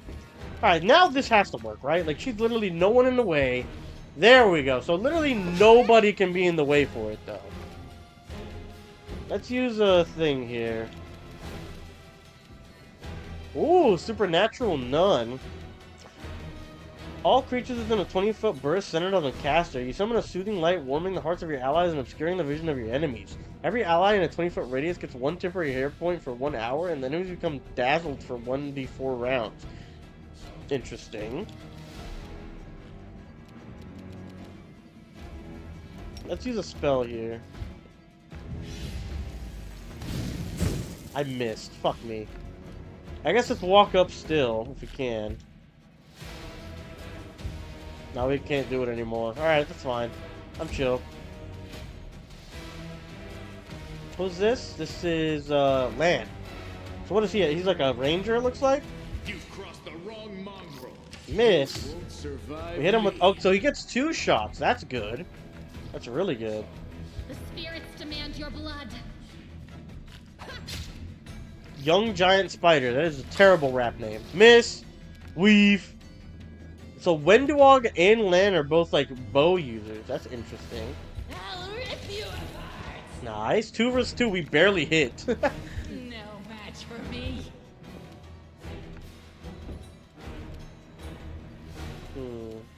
She has charge as well. Let's just hit. Nice. Beautiful. So they are my party members now. Give me the loot. Bizarre. This reagent can be used to brew potions or scribe scrolls. Caustic mold, same thing. Fairy mushrooms, same thing. Some more loot over here. Coal, gold, scroll of inflict light wounds, and bone meal.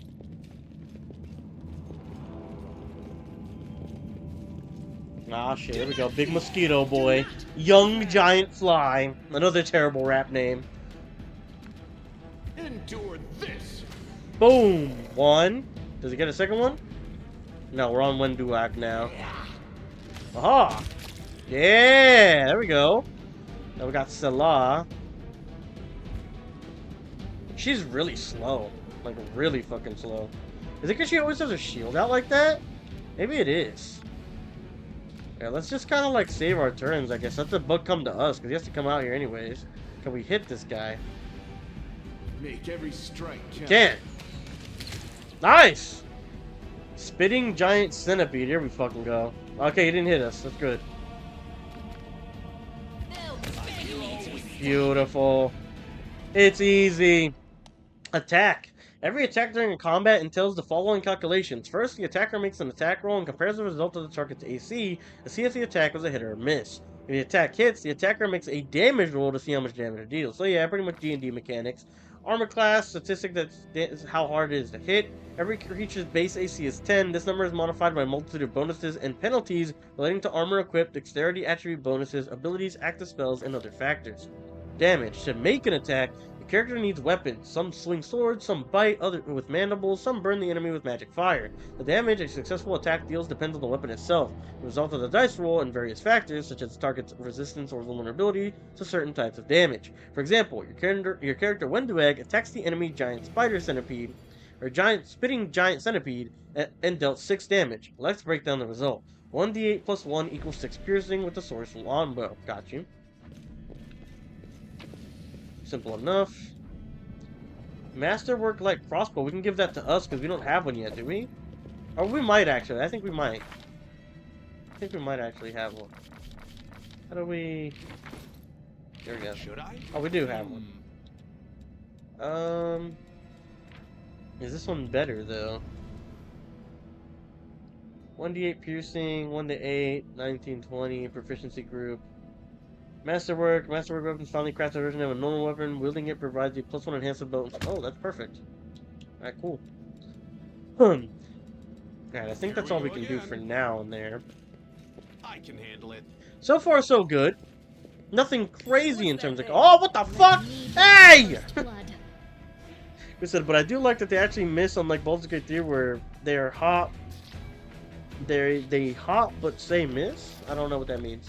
They hop but say miss. Like maybe it looks like they hit, but then it says miss anyways. I think that's what you might mean.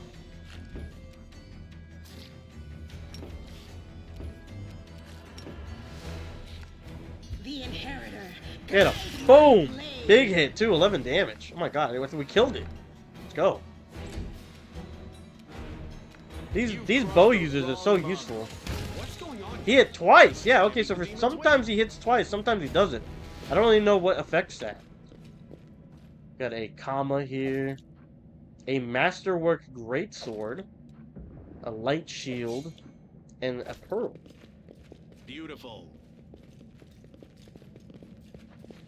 Ah, shit. Uh-oh. Can we go back? I wanted to go see what that thing was that we could cross. Wenduag glances at Lan, who is fixing his slipped bowstring, and quickly walks over to you. Her cat-like eyes glow from beneath the hood. Listen here, you. I don't know who you are or where you came from, but you and I are the only two people here who see things clearly. That's why I'm asking you. Don't show the light of heaven the soul. What? Lan is sure that the light should be shown to the mongrels. I thought you considered the mongrels to be great warriors. Don't you want to save the kids lost in the maze? I do want to, but it's not going to risk. I'm not going to risk the future of the tribe for the sake of a few stupid kids. Chief Soul is hesitant, and for good reason. He also understands how dangerous this is for the tribe. Lan's the only one who benefits from these childish games of heroism. I'll go alone if I have to, and find them, or whatever's left of them, without any heroics, relying only on myself, risking only my own life. Friend Wag slows.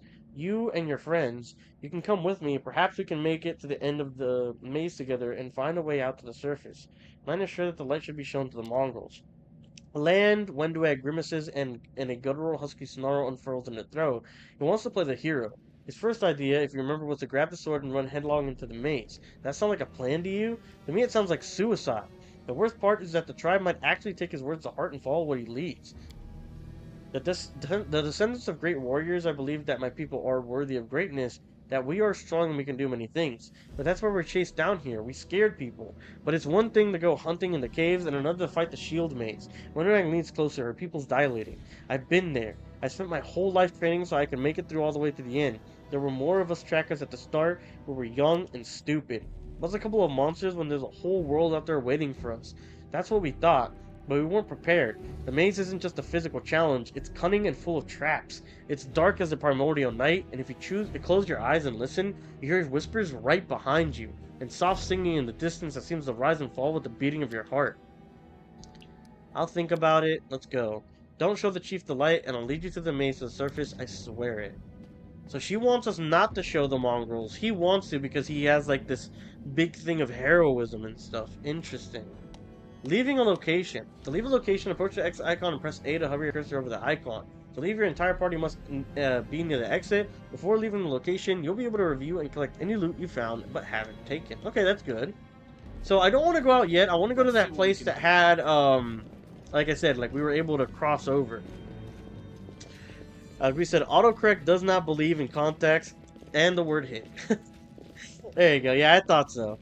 But yeah, I see what you're saying. Like, it looks like you do hit, and then it plays the animation, but then it ends up saying miss. Here, if you miss, you just don't even attack. Which, I get it. Let's try this one. Get across 11 DC. The mongrel did it. Nice. Bonus enemies? Yep, here we go. What are these? What the fuck are they? Small earth elemental. Okay.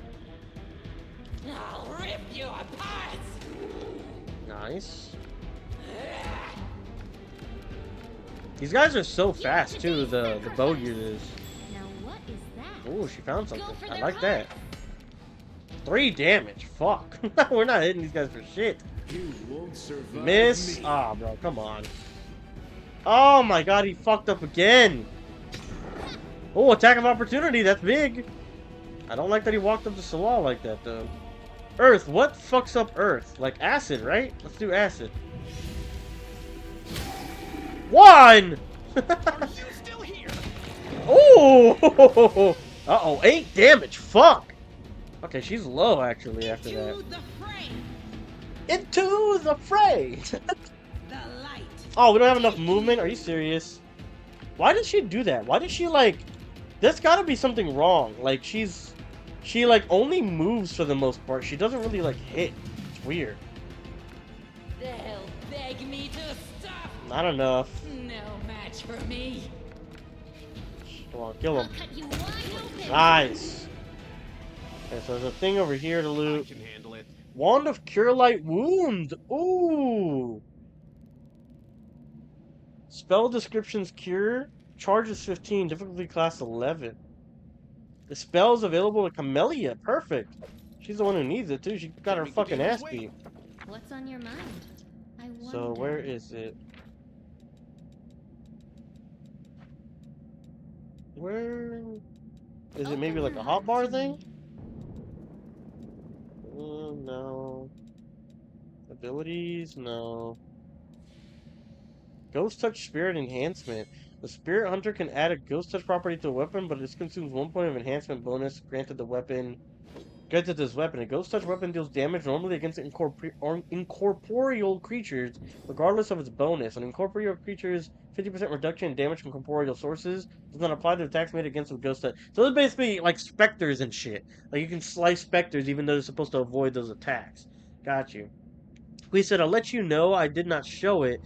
Or it let you know it did not show it. Not sure the difference between showing it or not. Got you. But what was that thing that I just got? Am I bugging? This. Equip. I'll watch you back. Is it like a weapon or what is it? No. Here we go.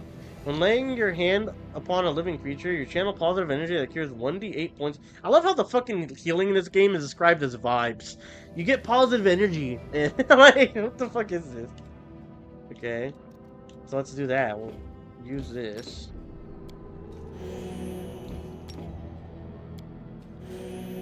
Okay, so it has 15 uses. But that's interesting. Alright, so that was it for that. It was just to get that healing item. That's good. Forget it. Alright, now we can get out of this location. So far, so good. I'm actually really liking this game right now. Like, I'm having a blast. I'm hoping the combat gets a little bit more intricate, but it's also a little bit confusing as well. So I would love for like to find out some like combat mechanics and have it feel a little bit more fluid, right? Let's go ahead and save. We haven't saved in a minute. Should I? We'll probably go for a little bit longer and then call it for now. Just let me go ahead and check my messages real quick.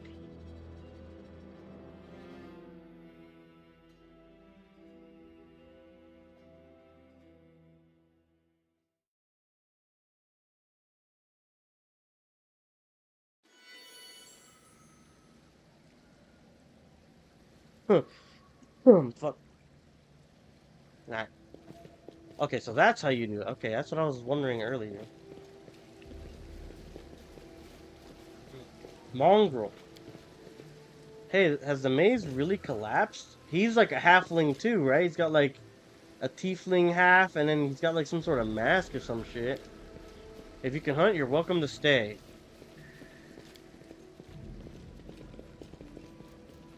I can handle it. Okay, so we're gonna have to make that decision of showing them or not showing them. Your first impression of the mongrel village is of a squalid dump with the odors to match. Unblinking, glowing eyes watching from the gloom, and deformed shadows slope between the huts. You see some mongrels gutting white eyeless fish. Gutting white eyeless fish, while others are repairing fishing nets. All the signs of a normal village life, but tense expectations hang in the air. Chief Soul, a heavy-set aged mongrel, slowly shuffles his way towards you. The hair of his head grows in limp, wispy strands, and his face is a distinctly rat-like appearance with pronounced teeth. And you hear a rattling sound in his chest with every breath he takes. One of his eyes is white, fully scarred by cataracts, while the other gleams with moisture. Uplanders, end times are upon us indeed. Chief Soul, we found the Angel Sword, and we found the one that can wield it. Land points at you. He had a vision, and now the Angel Sword, together with the light of the heavens, are somehow inside him. Gather the tribe. Anyone who can hold a weapon, the young ones are still alive. We can go save them. Soul raises his hand with ragged, broken fingernails. Ah, Lan. Always dreaming, always talking. You're too hasty for your own good. It's going to get you in trouble. Soul eyes at you up and down, an uplander with the light of heaven. That's too good for us. Our kind don't have good things happen. There's always catch. What the fuck is this? Lan trusts people because he likes to believe. Isn't that right, Lance? I'm the chief. I don't work on faith. Show me the light. Uh-oh, here we go. Dialogue options restricted by mythic paths. Throughout the game, you will occasionally encounter options marked as associated with a specific mythic path.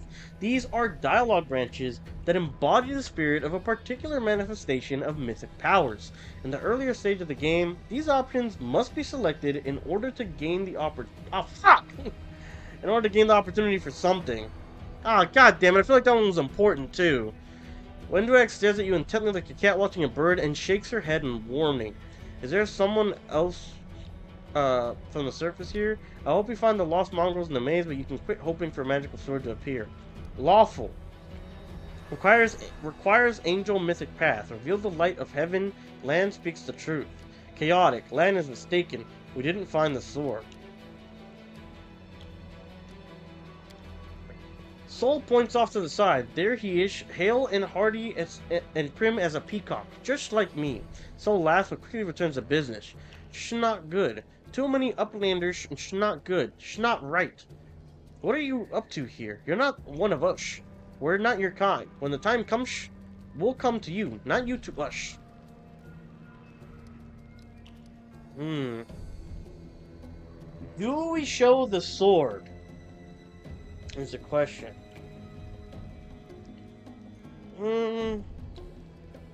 I feel like our party would also react negatively if we didn't. Like, right? Because, like, all of them know we fucking found it. And the only one who asked us was Wendigoth, and she didn't even bring it up in front of the party. Like, if she really wanted to, like, in my opinion, if you have something you want to say, and it affects everybody, I feel like you should kind of say it in front of everyone who's going to be directly affected. That includes Lan. And she didn't want to say it in front of him because of his dreams of heroism and possibly putting the village in danger and stuff. But I feel like that's something you have to talk to someone about directly, right? If that's the case, I feel like she can still make her case once we reveal the sword. But I feel like not revealing the sword is just like a dick thing to do. The heavenly flames flares to life at your unspoken command. Bright, pure, dancing with multicolored sparks like a sunbeam passing through stained glass. The mongrels abandon their task and stare, transfixed. The light is bright but not blinding. It is warm, but its warmth is soul deep. He performed an action that was lawful.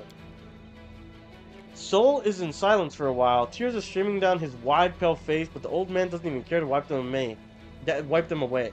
So it's true. The angel did not forsake us. No, he came. Back from the dead he came, to save our children. Lan gives you a nod of thanks. The scaled half with his face is indifferent, but the human half is visibly relieved, as if he wasn't sure all this time that you would support him. Wendoak hisses at you like an angry cat. See these fishermen and these hunters, these husks of men and women, their blood will be on your hands. We have the blessings of the angels, we will survive and help the young tribesmen. I'm not responsible for others' decision. That's just straight up true.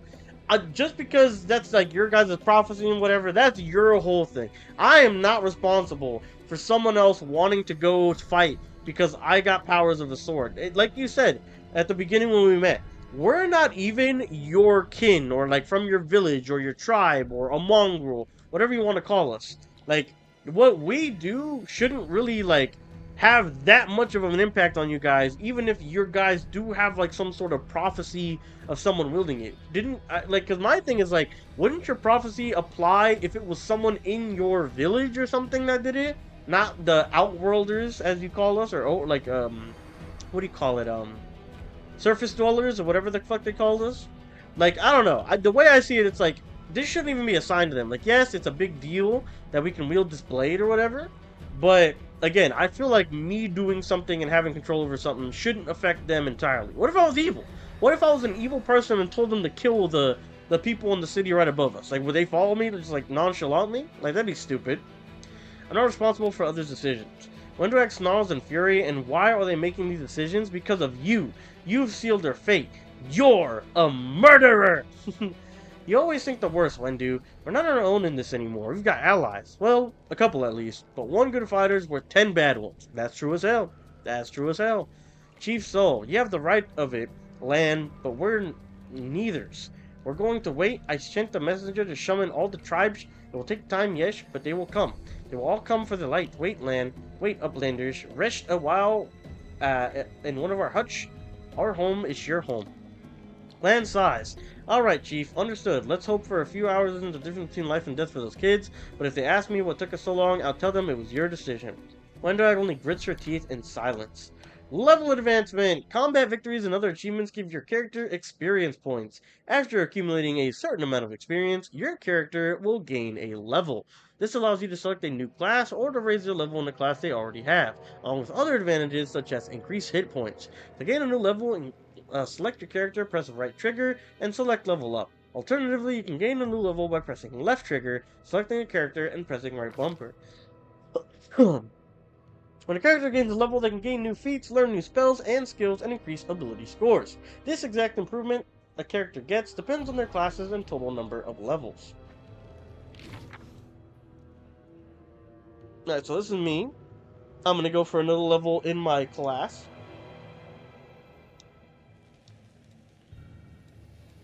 That's fine, I just want to go here. Oh, I have to pick next. So I can get 3 more. Oh, okay, so this is actually good. I can actually get World Arcana up that I didn't get last time. I can get Use Magic Device up as well.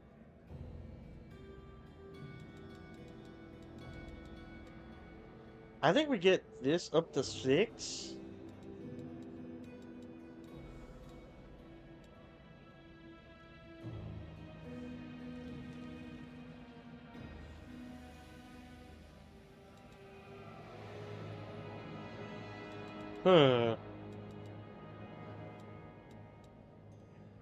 Yeah, I think this is good.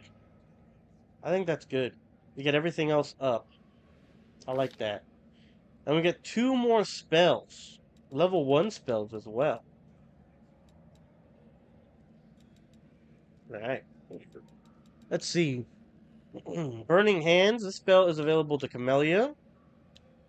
Enlarge Person, Expeditious Retreat, Flame Burst, Magic Weapon, Ray of Enfeeblement, Reduce Person, Shocking Grasp. I mean, at this point, I'm thinking maybe we just do Shocking Grasp and fucking Burning Hands. I mean, these aren't really spells I exactly want or anything, but they're just there, right? So my special ability is now Spell Strike. At second level, whenever a Magus casts a spell with the range of touch from the Magus spell list, he can deliver the spell through any weapon he is wielding as part of a melee attack. So that would be like Shocking Grasp, Burning Hands, no? Because those are touch spells, I believe. Instead of the free melee touch attack normally allowed to deliver a spell, a Magus can make one free melee attack with his weapon at its highest base attack bonus as part of casting the spell. If successful, this melee attack deals its normal damage as well as the effects of the spell. If the Magus makes this attack in concert with spell combat, this melee attack takes all the penalties accrued by spell combat melee attacks. This attack uses the weapon's critical range, 20, 19 to 20, or 18 to 20, and modified by the keen weaponry property of similar effects. But the spell effect only deals ×2 damage on a successful critical hit, while the weapon damage uses its own critical modifier. Interesting.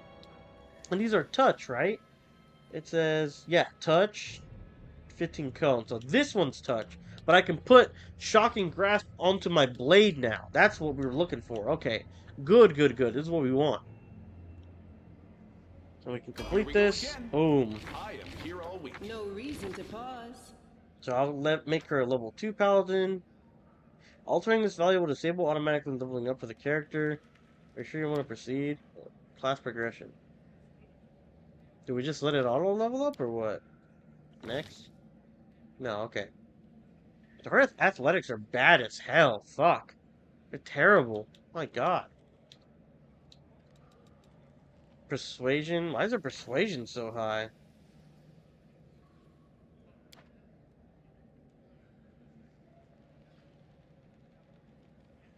Yeah, I don't like persuasion here.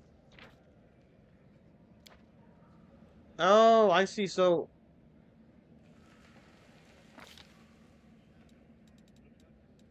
hold on. I want to look something up.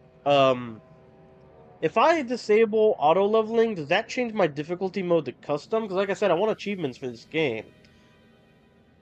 Disabling auto levels for companion classes in Pathfinder 2.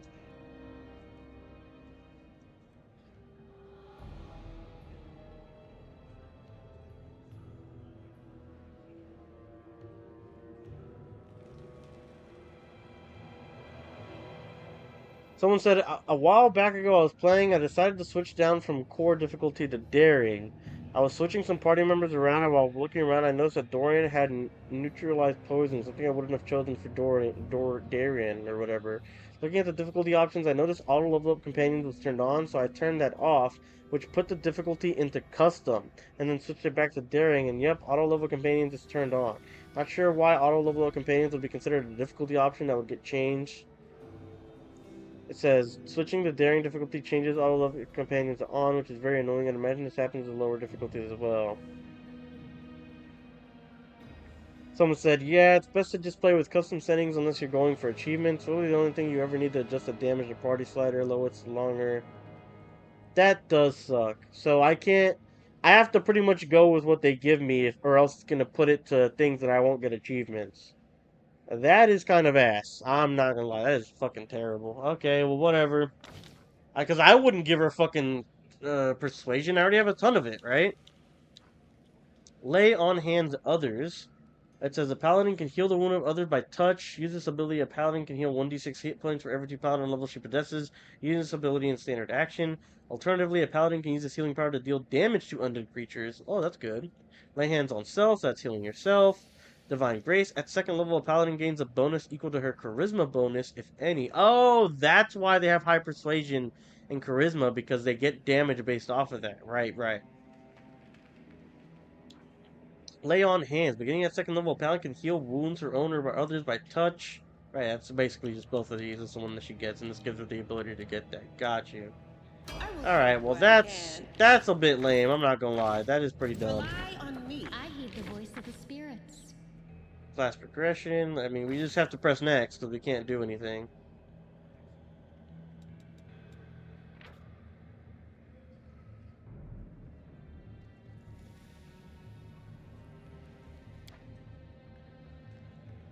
Is what it is, I guess. Ice Plant is the one they got. This hex grants the shaman a +2 neutral or natural armor bonus to AC. This effect leaves the shaman's skin thick and stiff to the touch. So she's a spirit hunter. Shaman spirit hunter. So she's not a magus. I thought she was. Interesting. Undetectable alignment. This character's alignment cannot be determined for unknown reasons. Usually this indicates the character is enchanted or possesses an enchanted item that interferes with the determination of enlightenment. Oh, that's interesting. So she's gonna be like a... there is something weird about her. Maybe it's that pendant that she rubbed when we met her. Okay. Interesting. She's got a high armor class, 21? Damn. You can trust What is me. our AC? I am a very popular extra-plater hero from another planet. 16. Why doesn't anyone here believe it? Are we in trouble yet? So he's a monk Zen archer.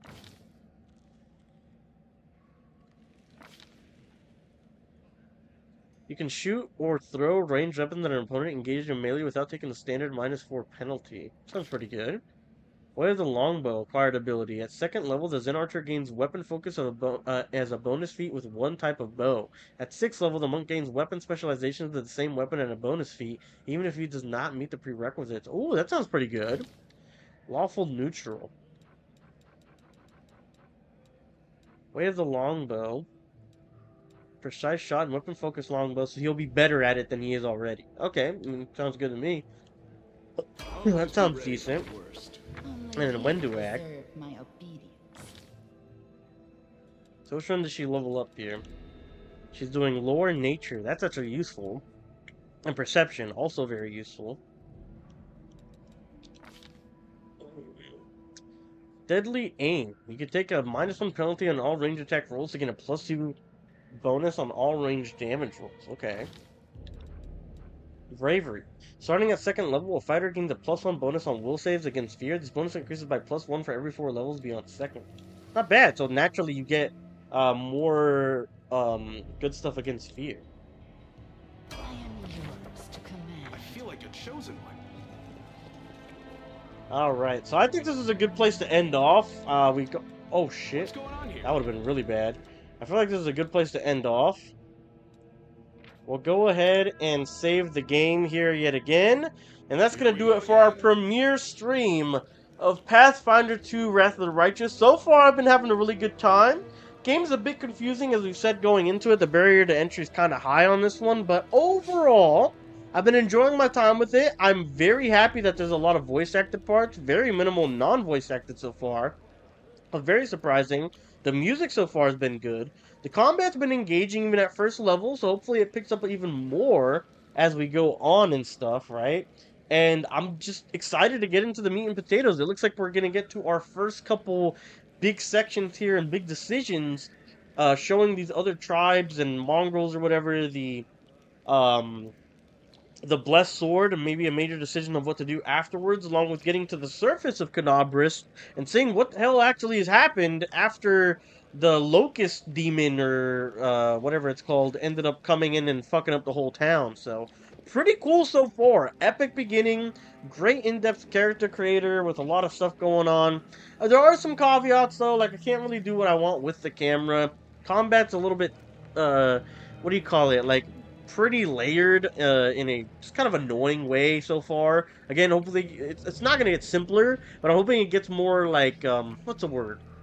Like, there are natural paths, right? And if you take those natural paths, that it'll be okay. Along with that, I think there was something else that bugged me. I don't remember what it was quite, but there was something else that I thought was a little bit shortcoming, but... Oh, the text coming up on the top, and then the autosave coming up on top of it, so you can't even read it for the short time that it's there, right? I think that's pretty dumb, too. But overall, pretty good so far. If I rate my beginning experience with the game, probably like a 7.5 or 8 out of 10. But very, very interested, very interested on what's going on with the overall story, what's going to happen with the town. Our party members seem pretty interesting. Everyone besides Lan, in my opinion, seems kind of interesting. But I'm hoping we get some more diverse cast of characters joining the group too. We can have up to 6 total in the party, including us, so there's a lot of leeway to mix and match characters and stuff. But yeah, overall pretty good so far. I don't know when I'm going to be streaming this game again. More than likely next week. I'm going to try tomorrow in the afternoon. No guarantees. But next week for sure we'll be having a couple sessions. Keep an eye out for some videos that I'll be dropping throughout the remainder of the week as well.